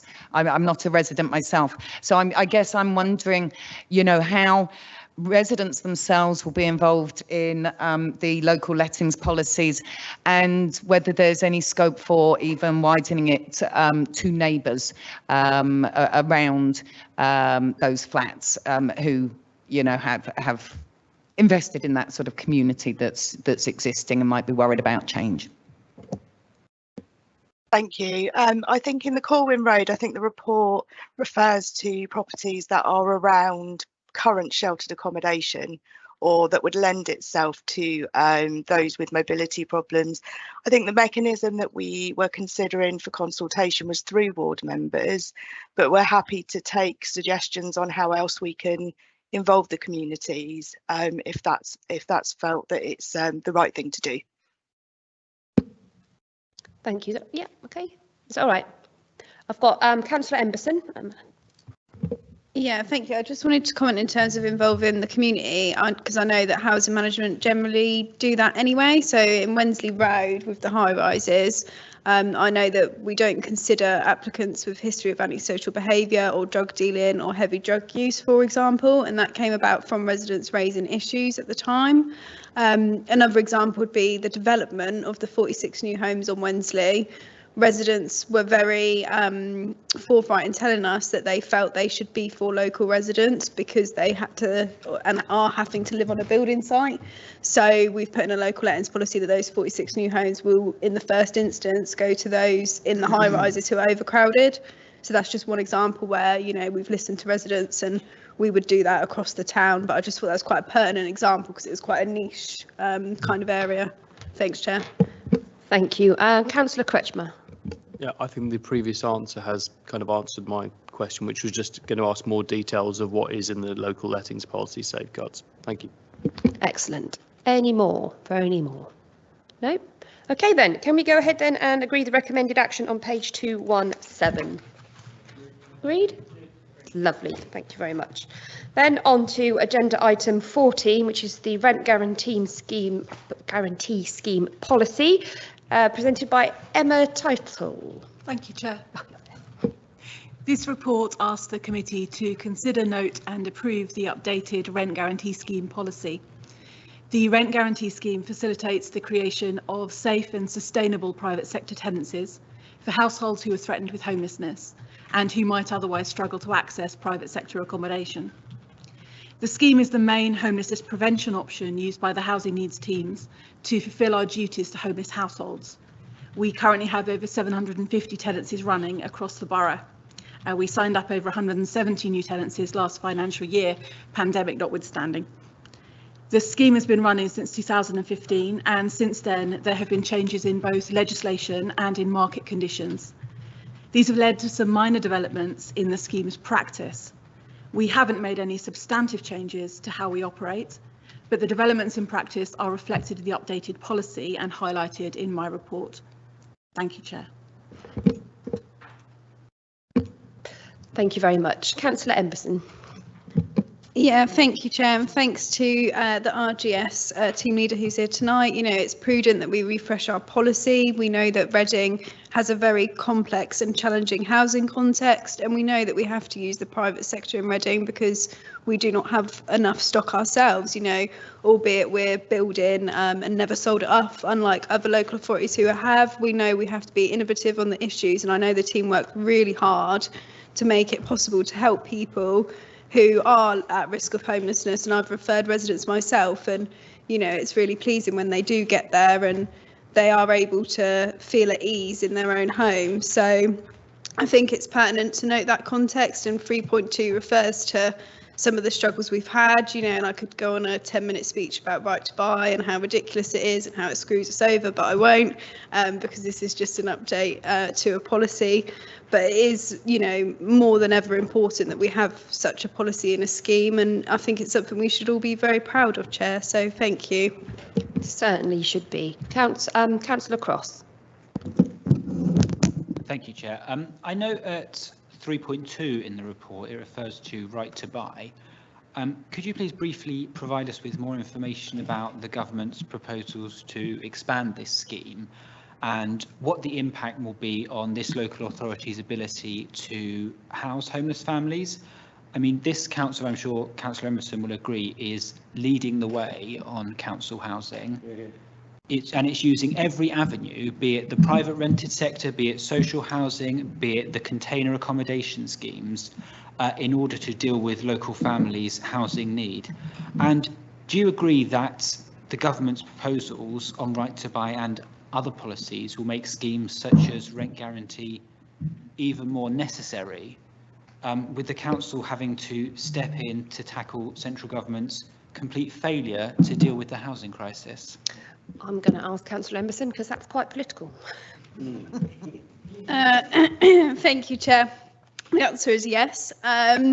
So I think, you know, the expansion into the housing associations that the government are proposing, you know, we don't know if that's actually going to happen anyway, but we know that this scheme is going to be under more stress from, you know, the cost of living crisis that we are seeing people really struggling with. And we know that rents are going to go up in the private sector.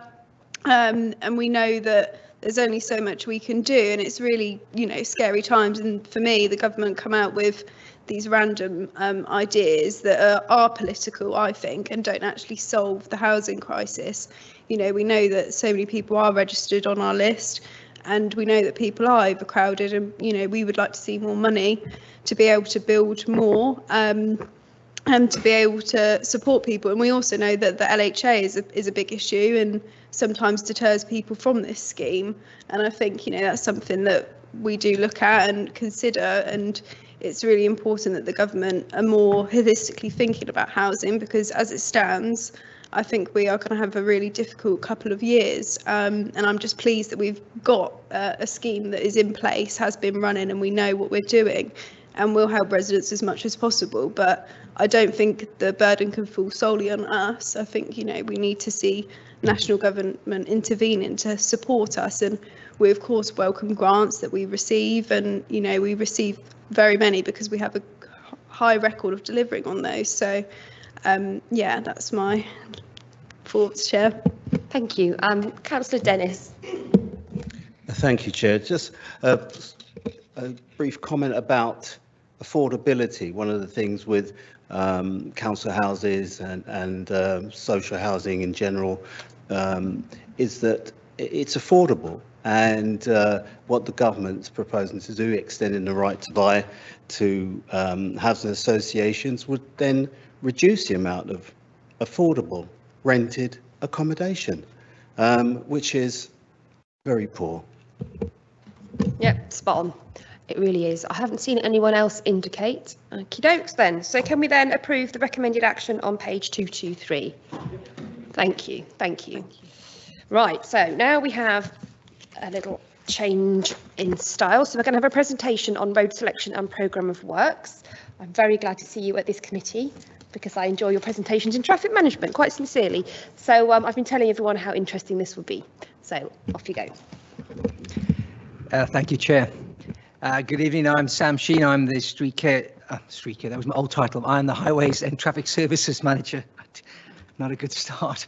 Right, I've been asked to come to committee tonight to talk about how we select roads for the road resurfacing programme and a brief summary around potholes for repair. So just briefly, all the work we do on the public highway is governed by the Highways Act 1980 and the various sections in there relating to the maintenance of the highway that we've got a statutory obligation to do. How do we select a road? So our road network is split out into different categories. We've got classified roads. Now, classified roads are set by national criteria. So we have A roads, for example, the A4 Bath Road, etc. Those are nationally, they link towns and cities together, and they carry volumes of traffic, including HGV. So they are national criteria for how a road is classified as an A road, and similarly for B. So we've got 36 kilometres of give or take a few hundred meters of A road. We've got 9.6 kilometers of B road, and we've also got 68 kilometers of C classified road. Now, C classified roads are the roads that the council selects based on the volumes of traffic and the type of traffic, and they're usually interlinked between the A and B roads, that the heavily used cross routes that the traffic follows. So on that network, we've got a statutory obligation to carry out scanner surveys, and there's a picture of a van. It's full of kit with lots of electronic devices that are radar onto the road surface as it drives around our road network. So the surveys are carried out every single year. We have to carry out the surveys. It's carried out in one direction the first year, and the next year they'll come back in the opposite direction, and then they will combine the two results over the 2 years for the rolling indicator result, which we must provide to the DFT. The scanners, the roads are also done what we call a scrum survey, and that's if I got another slide showing your machine, there we go. So this is it's called the sideways force coefficient routine investigation machine, but we call it scrum, and this is basically skid resistance. So on our classified road network, it's a highest risk sites. There is where we have the highest volumes of vehicles and usually the slightly higher speeds of traveling, and people must be able to brake, and the surface should have enough skid resistance to stop them in time from an accident, etc. So the scanner surveys and the scrum surveys dictate what our A roads and major road contracts and resurfacing programs will be.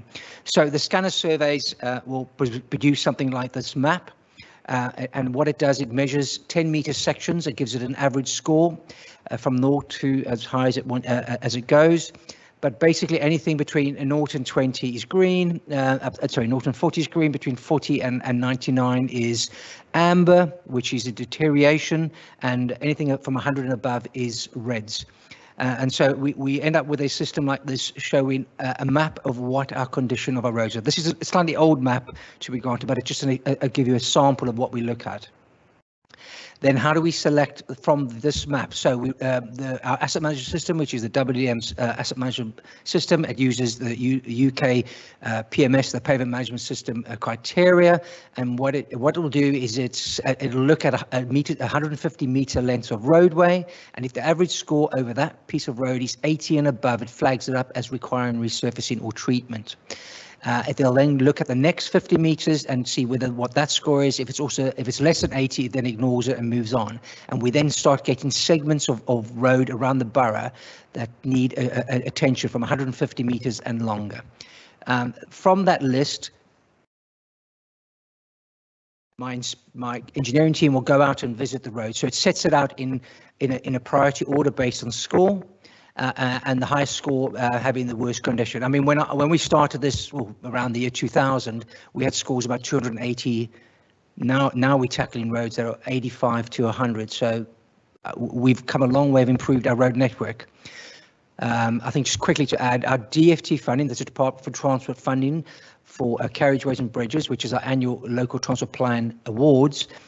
Primarily, we spend the majority of the money on our main roads, the category roads, because that's the highest risk. And the reason we have to do that is if there's a fatality, unfortunately there are, the police will look at our records. They will see what our scanner results were, what our skim results were, what our programs for resurfacing were were, and the reason I'm flagging this up is because there can be no interference from outside parties of how we pick a road. They have to be done according to the scanner surveys and the scrim surveys, and there is no debate in how they select it. Right, so my engineer will go out and they will look in detail, because each of the roads that are picked will have different treatments that are required. It could be a simple 40mm plain-off and relay with hot rolled asphalt material, which we call HRA. Or it'll need a deeper reconstruction. For example, you'll notice at traffic signal junctions, quite often in the near side lane, it is rutted because of buses and etc. That needs a slightly deeper, between 100 and 200mm depth reconstruction, and my engineer will make that decision when they're going around investigating these sites. How much we can do is dependent on budget availability, and that in essence sets our program for the year. We do have a caveat in all our committee reports. The report approving this year's program went to March SEPT, and in future it'll come to this committee, but around March time each year. So if a road deteriorates faster than others, we do have the authority to include it in the program, but again it's done on the condition and the deterioration of that road. So how do we deal with the local residential roads? Now, the local residential roads are called unclassified roads, which is about 286 kilometres in the borough. We do have 1.2 kilometres of rural roads, but we don't have a lot of it. It's like the Warren and Gravel Hill. Those are roads without any street lights. We don't have many of them, and they have slightly different criteria, but they're still unclassified within our unclassified set of roads. So the highway inspector will walk the sites up the pavement down on one side and back up the other side of the road, and they will then score the road with a visual inspection, and they'll have a similar form to what the engineers have, but this is for minor roads visual inspection. All the criteria are based around the UK PMS, the Pavement Management System criteria, of how they would score it from a 1 to 5 against various points like cracking, bitumen's loss, and those items there. Basically, they'll tot up the numbers and they'll give it an average. So if they walk down a road and they see there's one pothole in that road, they may score it 1 for potholes. They may get to another road that's got several and they'll give it a 2. Very rare do we have very high numbers because we have a very good pothole repair program in place. So it's average score. You may get a localized bad area, but it doesn't mean the whole road is bad. And we may address the localized area as a patch or a small maintenance scheme rather than a full resurface. Now, we recognise that the minor road assessment program is subjective. You have a human being walking up the road and scoring it according to their experience and competency. But we've got 4 inspectors and they may see things slightly different. So you sometimes get roads that are similar but have a different score of about 1 point. That makes a big difference when you're resurfacing 400 roads because we have a large program. So we do recognise that because of the subjectivity, there's a little bit of improvement for us to do. And so what we're looking to do now in the coming year is commission a video survey and then AI technology that has been accepted, that is actually in the process of being accepted by the DFT, the Department of Transport, to be used as an alternative to scanner, which will then give us a consistent approach to every single road in Reading. So that is the plan. We'll then reset all our roads with a new inspection process done by a survey, a video survey, which goes into a computer program, and the AI using the UK PMS systems will be able to generate a priority listing for us. So that is coming forward, and it'll take up the subjectivity issue that we know we have. Just quickly on the 9 million program that we're running through, you must remember we picked those roads 3 years ago, and there were other roads that have deteriorated since then that we haven't done, and it would be this new survey will reset it and refocus those roads to be done. I do recognise that members get asked repeatedly by their constituents why roads are not done. I'll take questions at the end. So quickly, potholes. Potholes are a emotive issue, and again, the £9 million 3-year investment program the council's made has significantly helped us tackle the roads that needed surfacing the most, which means our pothole numbers are dropping dramatically, which is fantastic. But there's always a misconception about a pothole. We recognise there's lots of different defects in the highway. Not all of them meet our investigatory level for action. For example, I've got an old photograph of the Mayfair before we've resurfaced it. You may know now that it's got a very good resurface. surfaced concrete road specialist material on that, as has the Meadway and Southcote Lane and parts of other roads where it's taken away all this delamination or scabbing. In the past, none of these would ever be qualified for a pothole defect repair because they didn't meet our investigatory level. It used to be 50 millimeter depth over a square area, 300 millimeters by 300 millimeters, but we have reduced that to 40 millimeters, and that was a report we brought to SEPT in March to accept a trial that we'd been carried out, a successful trial. So that is not the end of everything. Basically, the highway inspector has a risk-based approach, which gives them the empowered to make a decision if they need to resurface a defect that's less than 40 millimeters or even smaller than the size. And what they'll be looking for is, for example, if it's down the Bath Road or Oxford Road, is that with the cyclists are cycling right next to the curb because there's lots of traffic and there's a defect there may only be 25 or 30 millimeters, but they know that they're only coming back here in 3 months' time for the next inspection. It may well deteriorate, and they will then be empowered to repair that. Also, at pedestrian crossing points, we will treat it differently to a carriageway because pedestrians are moving on that. So the highway inspectors have a risk-based approach to it and will address defects of a lesser nature, and we have a very good track record in defending claims. They've got a little gizmo on the bottom bit there with a spirit level, with the highway inspector will measure to see whether we're getting close to a defect.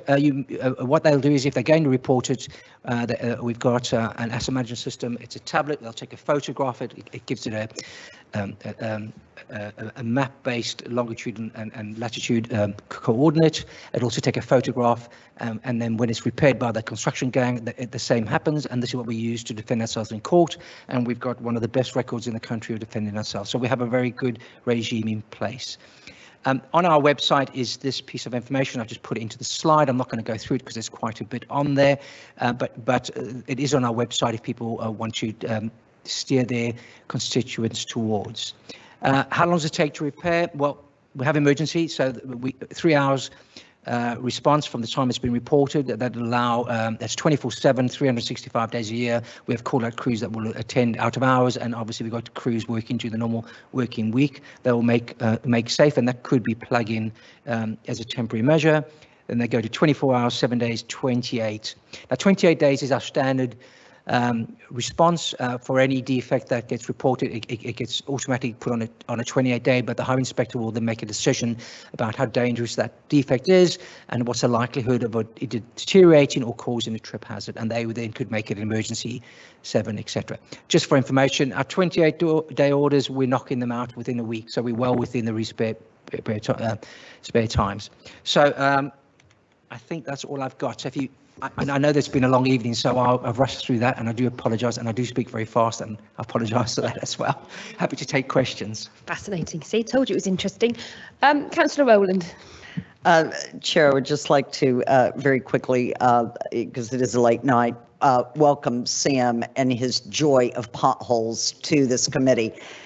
You know, no one can make you smile about a pothole like Sam, and no one can get more excited about potholes than Sam can. And his pictures and, you know, your dedication to it has actually led to the improvements that you're talking about. Whereas we were at 285, and now we're down to we're dealing with situations where we're at 80 and 85 on the measurement scale, and we're dealing with so much better situations. And your passion for what you do is really exemplary. I really thank you for laying out the realities and letting people know the whole structure of how this is not just someone pushing or writing an extra email or anything like that. That there's a real structure and science to this. So thank you. Thank you. I've got Councillor O'Connell. And I too will be quick. Just to say that there's been some incredible and noticeable improvements in roads in Tilehurst since we came out of lockdown, for which we're very grateful. We used to have an occasional feature in council topics, our communications with residents, about what's the most potholed patched, I think we called it, the most patched road in Tilehurst. And just to let you know, we have not had any submissions, not for ages and ages and ages. I cannot remember the last time somebody sent us in a photo. So well done. Now, my question's actually a sort of little aside one. The scrim looks like quite an expensive bit of kit. Do we own it? No, we don't own any of the kit. They are expensive kits. That's why we don't own them. Basically, there's only a handful of companies, and they'll go around all the councils generally doing this work. I mean, the scrim, the photo didn't do it justice, but there's a wheel that's at 30 degrees that sort of scrapes it on the ground all the way. I think they have to be carried out, and we got to carry them out regularly because they're important. For example, if someone has to slam their brakes on during emergency, someone crossing the road. So just for information, for 50 metres on approaches of all signalised junction, roundabouts or pedestrian crossing points, we have a higher polished stone value of 68. So, for example, a normal road will have a PSV value. It's called polished stone value. That's the abrasiveness of the material that's on the road of about 55. But at approaches 50 metres in advance for that 3-metre lane to that stopping point, we insist on a 68, and that provides us with a more grip for the car to stop in all weather conditions. The alternative to that is we've got to put anti-skid marking down. You know, that coloured surfacing. But as you know, the anti-skid gets worn off quite quickly, and we replace that every 3 to 5 years, whereas if we put down the PSV 68. The other thing just to bear in mind, as a local authority, we're an urban environment and speeds are low. We do have people that speed. We know that we'll never go away with that, but the mean speeds are quite low. We have a lot of 30-mile-an-hour zones, and in fact, 20-mile-an-hour is coming in quite significantly. So low speeds, the highest polished stone value provides us with additional safety on our road network. Who knew? And thank you. You've answered my question. Thank you. Thank you. Brilliant. Councillor Mpufu-Coles. Oh, thank you very much. Thank you for your knowledge and passion. You seem to be very passionate about this. Just for my knowledge, also something I wanted to find out in my ward, some of the things that are there is cracking, and just to explain to the residents sometimes when they are there and you're walking around and they're asking you about this, how do you deal with that mostly when there's cracking in the roads? Okay, yeah, thank you very much, Councillor. It's a really good point. I mean, this is the perception of what a defect is. There are defects, but we class them into according to severity. So cracking is usually a sign that the road is an age road, it's in deterioration. There may be a point at a junction where the material is tearing because of the movements of the cars. Again, the inspector, it all comes down to the overall score of that road and the need for it to be resurfaced and what state of deterioration we're in. For information, before we started with a £9 million pound 3-year investment program for the council, which I'm very thankful for, and it makes me very happy to be able to spend that money for the council wisely. We had about 35% of our road network in green, in good condition, and then we had nearly 65% in deterioration in different degrees. On our residential routes, we've got almost no red. It never gets to a red condition. We'll always be treating it. So what this program has allowed us to do is, because it was such a large program of resurfacing, we got an incredibly competitive rate. You know, it was 40% cheaper than we thought we would get. So we actually, instead of getting us to about 55% green, we're breaking through 70% of our network now is in green. So the residential road program has been absolutely successful. But besides all of that, before we even start that, what we've done is we go out with our own highway crews and we do lots of pre-patching. So it's similar to pothole repairs, but what we do is there's no investigatory level. Anything that's a defect is cut out and repaired. And what that does is gives me the structural strength to the road that I need for longevity. And then this micro-asset surfacing goes on top, which is then seals the road, provides skid resistance, and gets away from all those cracks, because it's small enough, that material, to fill cracks, where a long, thin crack is a really difficult thing to take out. You must also understand that our sub-bases of our roads are really old, and they are made from hogging material, which means we can't plane out like we do on a major road and put new blacktop material, and that's what everybody wants. We can't actually do that on the vast majority of roads. They are barreled roads, built, you know, Brunel, they knew how to build their roads, the Romans.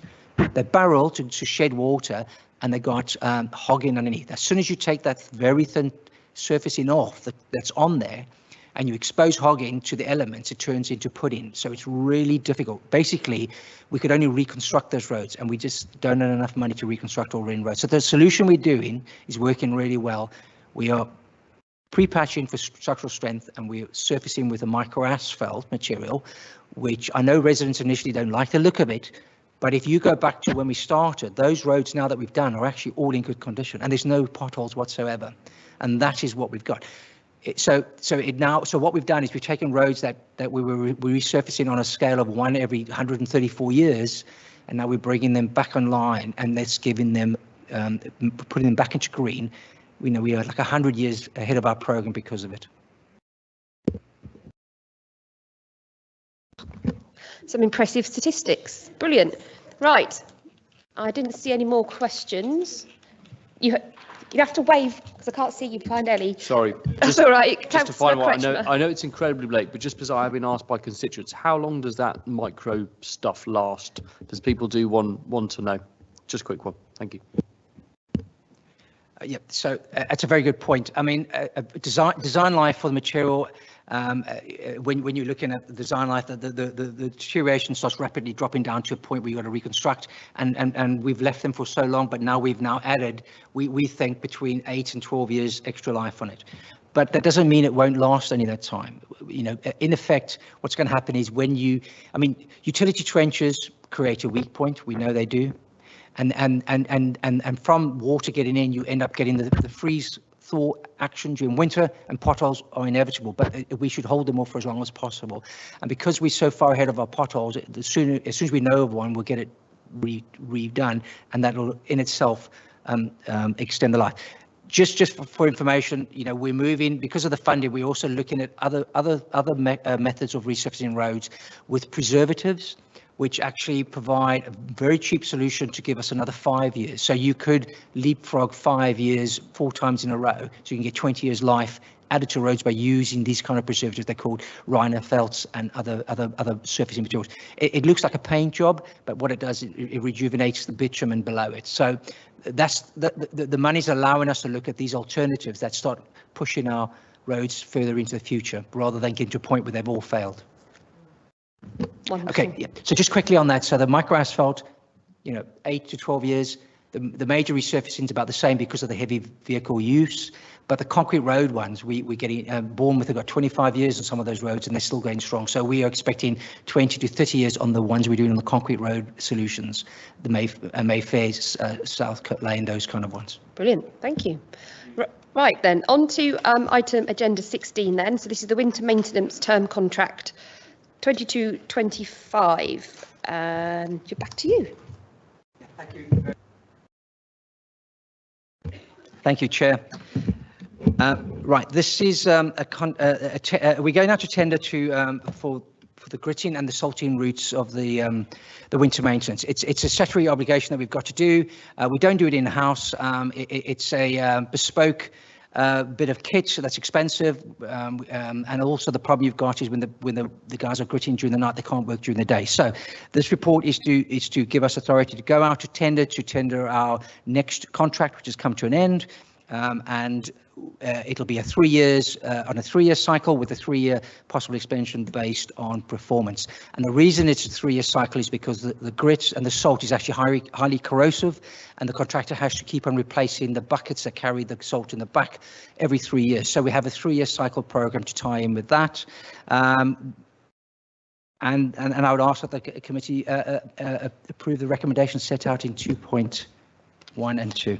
Lovely, thank you. Councillor Rowland. Thank you, Chair, and I thank Sam again for this report, and recognize the joy we all have in discussing snow and ice in the midst of June.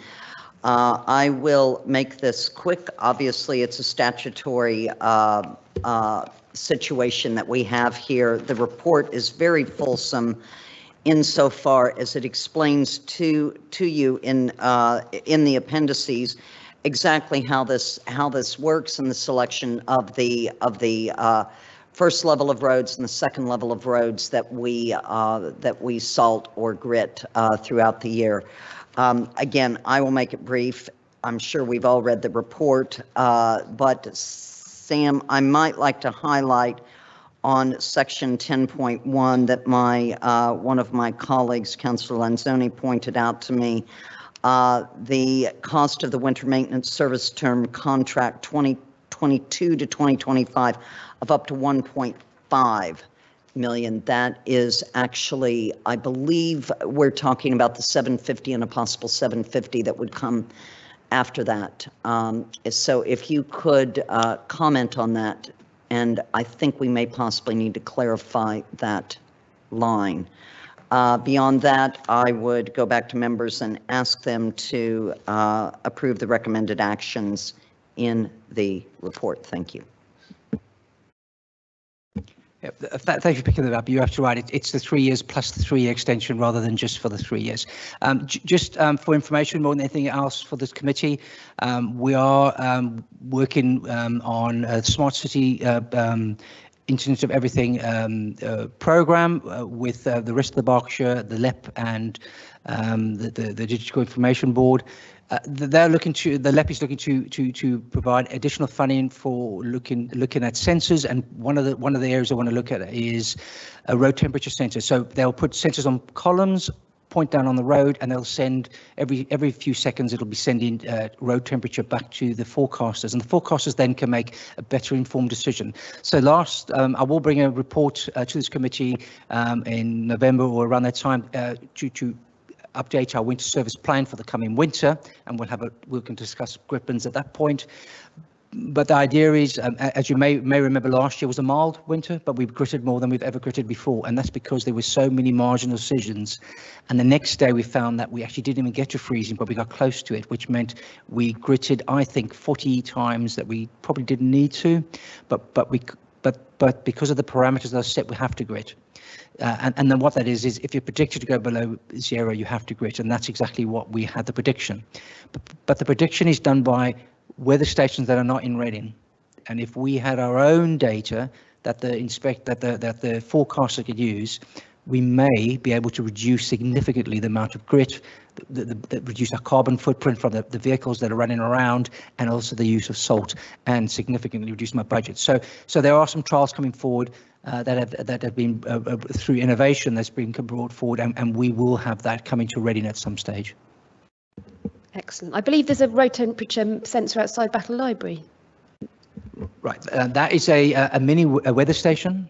You're absolutely right, but the forecasters, there's not enough detail in that one unit to provide. So the stations, they're really expensive. We were hoping to share one with Wokingham, but we're talking between 30 and 60,000 pound, and also arguing about where it would go. What's the best area that will give a average temperature of the separate boroughs, because we do have colder areas that are different. At the moment, there's a weather station somewhere in West Berks and one in the Royal Borough of Windsor that picks our roads, and we are vastly different to them. So the idea is we want to be able to have our own data, closer and cheap solution as well. Absolutely. I've got Councillor Creswell. Hi, thank you, Chair. Just briefly on weather stations, Reading University Met Department have a weather station that might well be useful. But my main question is on gritting, actually, but which is outside the town centre, the gritting programme prioritises buses and cars, kind of necessarily, but noticeably it doesn't cater for cyclists and pedestrians. And I wonder if there's more we can do to support pedestrians, for example, on steep pavements and pedestrian bridges. For example, is there any guidance on whether grit from grit bins can be used by residents on pavements, say up Alpine Street, for example? It's usually a question that I would take when we talk about the winter service plan, but I can certainly take it now. There is a practical issue to actually grit footpaths. So what you're talking about is actually a man pushing a hand trolley down a footpath. Now, if you look at the size of Reading and the time it takes, it's very difficult. So, and also people don't realise that when you grit is actually critical, and the forecast will be looking at the rain maps. Because what you don't want to do is grit and then it rains and you've got to come back. What you do is you've got to have it rain, then you grit, and then you stop that rainfall from turning to ice. So having individuals that we've got en masse to go around the borough spreading grit on all the pedestrian footpaths it's just not practical. We do have a program when we've got snow, and it'll be in our snow plan. If we've got snow predicted to fall, we'll grit the town centres with a product that doesn't stain the pedestrian mall area. So we do have a network around the high volume areas. And when we have snow laying on the ground, we'll deploy our teams to clear snow around the hospitals, around schools, and around the town centre. So we only when it gets really bad. But there are huge practical issues to grit by hand. Particularly, the gritters could go out at 3 o'clock in the morning. If you have staff going out at 3 o'clock in the morning, they won't be working the next day. Okay, so there, the Highways Act is quite clear. It's reasonably practicable. It's not about doing everything that you can at any cost. So it has to be a balance, which is why our program is the high risk site. You're right, it's the strategic routes. Which are mostly the bus routes, so that we encourage people to take the public transport during the icy conditions rather than drive in their own car, etc. Lovely, thank you very much. The coming up winter plan will answer all sorts of questions around how things are gritted, etc. Councillor Ayub. Thank you, Chair. I just wanted to ask, when the severe weather normally hits Reading and it kind of comes standstill, and you do excellent job gritting the major roads, and my question to you, Sam, is regarding some of the side roads we have, they don't get salted gritted, but I know you probably won't have the budget for them, but there are some residential road which I think can be highlighted, or you might know that could be salted or gritted, because residents often have said that to me. All the main roads get gritted, sides we don't get access in and out, and also there's some vulnerable people, elderly people get stuck in home. But is there any, my question was that, is there any sort of, I know we can't grit or salt all the road, but is there any like salt bank we can put on certain roads which are identified to you by yourself or some of the ward councillors? We can have some sort of a salt bank at the end of it for the severe weather, or future program or something. Okay, I think we need to be careful about what we can and can't do and what's physically possible. We do have 47 grit bins, and the question which I've failed to answer for the councillor back is if the grit is actually meant to go onto those junctions, particularly they're at junctions and it's meant to go on the road, but we do know that people put them onto the footpath, and we're not going to penalise people for doing that. So there are grit bins, and those are the ones that should be put at the junction. So you need the grit where you need to stop rather than along every single bit of it, and we haven't got space is an issue, and also the cost is an issue. Grit bins are expensive, and they get refilled by hand. A truck comes along and the guys then shovel it into it, so it's expensive. I think we need to just be careful. We've got criteria of which roads should be gritted. We've already set that out in our policy. We've also got criteria and assessment plan of where a grit bin will go, and it is due to there's about 16 different factors, and it's usually shared at committee in our reports of how they are selected, and we'll bring it to the one in November, the H&L committee. But I think we need to caution against a knee-jerk reaction, changing what we've done for many years. The program does work, and we do have the beast from the east, but we haven't had it for a few years now. It doesn't mean we're not going to have it again, but when we have something of that nature, we do deploy all our staff, and we've got refuge vehicle drivers and all their staff that can't do any work. They're idle. They go out and clear footways, and so do the highways guys. So we have an abundance of staff during the day, but we do need to caution when conditions are poor. People should travel according to the conditions, and working from home is quite the norm now. It may not have been 2 or 3 years ago when we had the last beast of the east, and so people working from home is a safer alternative.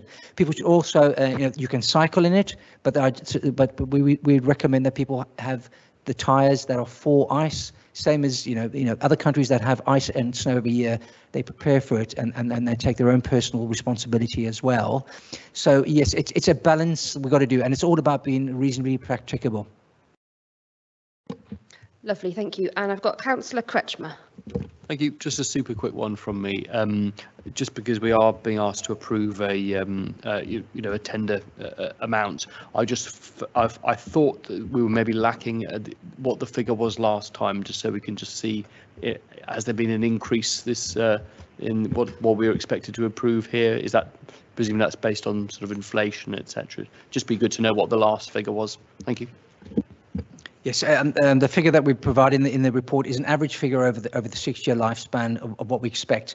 But as I alluded to earlier, we're always looking at ways from technology to reduce our spend, and that is exactly what we were doing.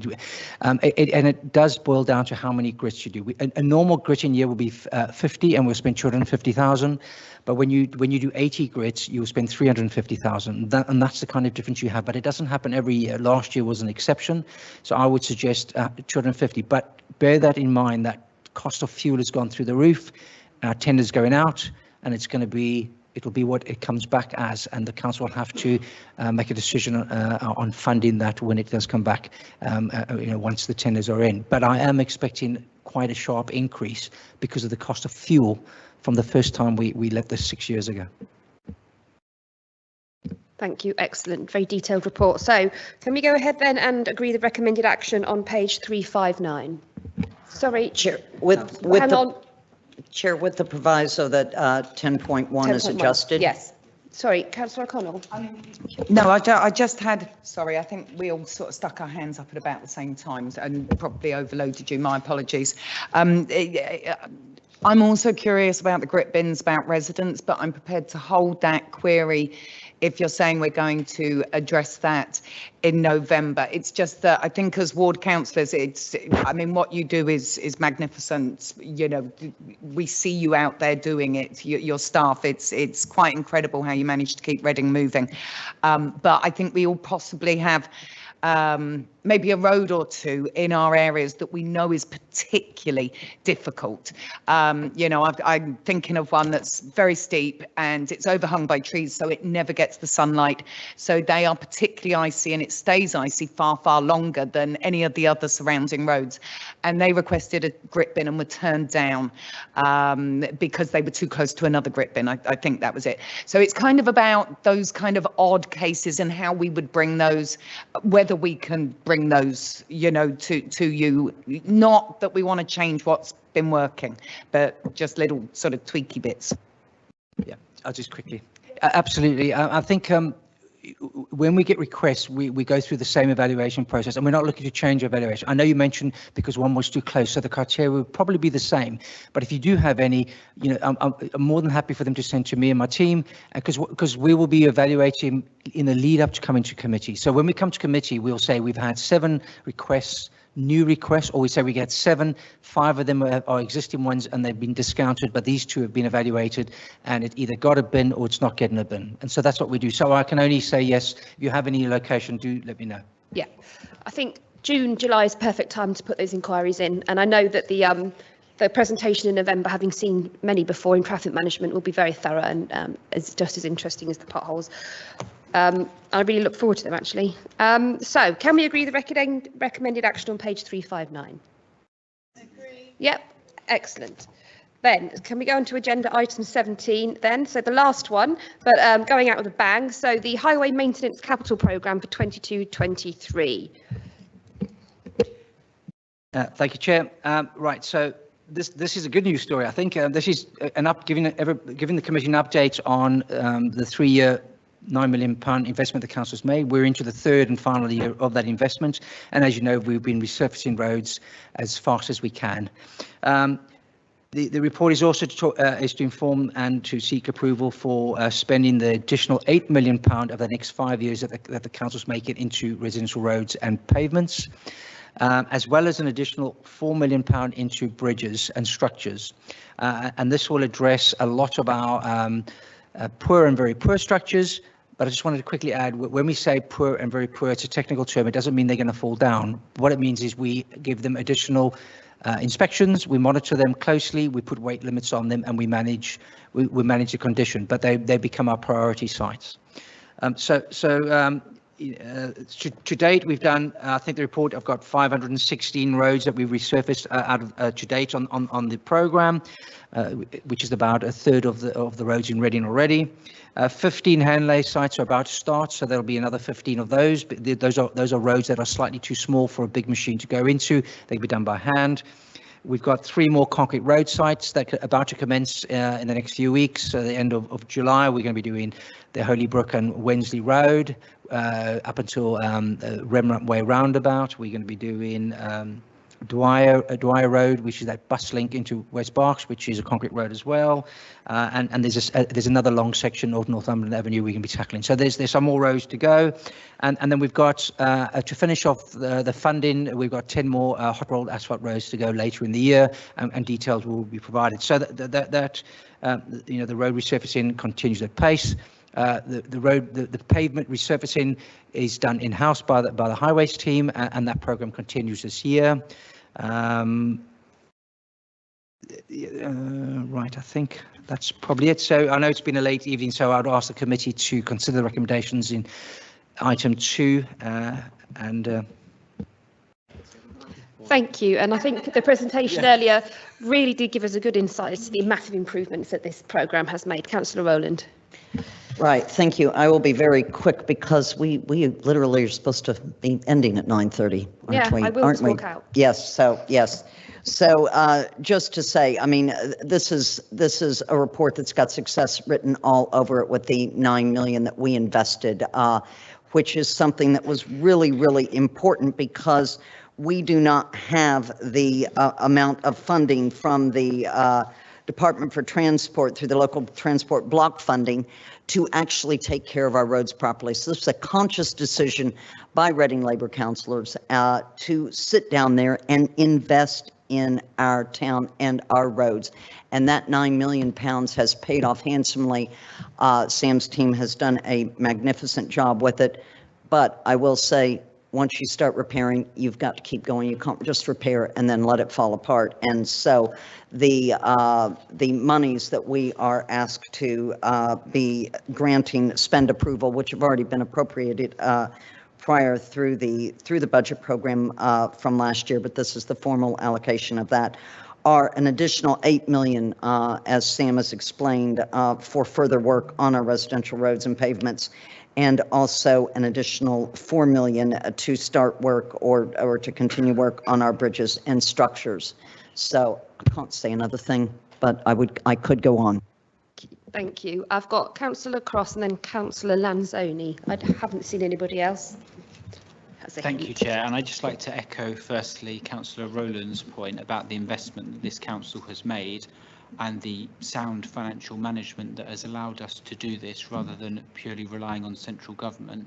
And the comparison is clear when you go to neighbouring authorities and see the failed road surfaces compared to in this borough. I'd just like to touch on one of the things that you mentioned in the earlier item about non-standard road surfaces. One of the previous items that I've campaigned for is resurfacing of certain roads like the Corbridge Road bus loop and the top of Alexandra Road. And I just wondered if you could give some more information about those non-standard surfaces for which the micro asphalt treatment might not be appropriate, and also just how those are dealt with by the council and the potential issues that may arise where roads like that are resurfaced in separate instances, potential weak points in the adjoining areas between those different jobs. Yeah, thank you for your question. You're absolutely right. Each road may require a different solution. What we're doing, that Corbridge Loop you mentioned, is that the one? Yeah, that's a concrete road, and it's one of those roads that never met investigatory level because it was concrete, but there were uneven. The panels were slightly misaligned, and you get that thud all the time. So that's been done. It's been highly successful. So that material is really bespoke for a concrete road. The contractor will clean out all the joints. They will remove all the old tarmacs, which could be lots of different material, from even tar material.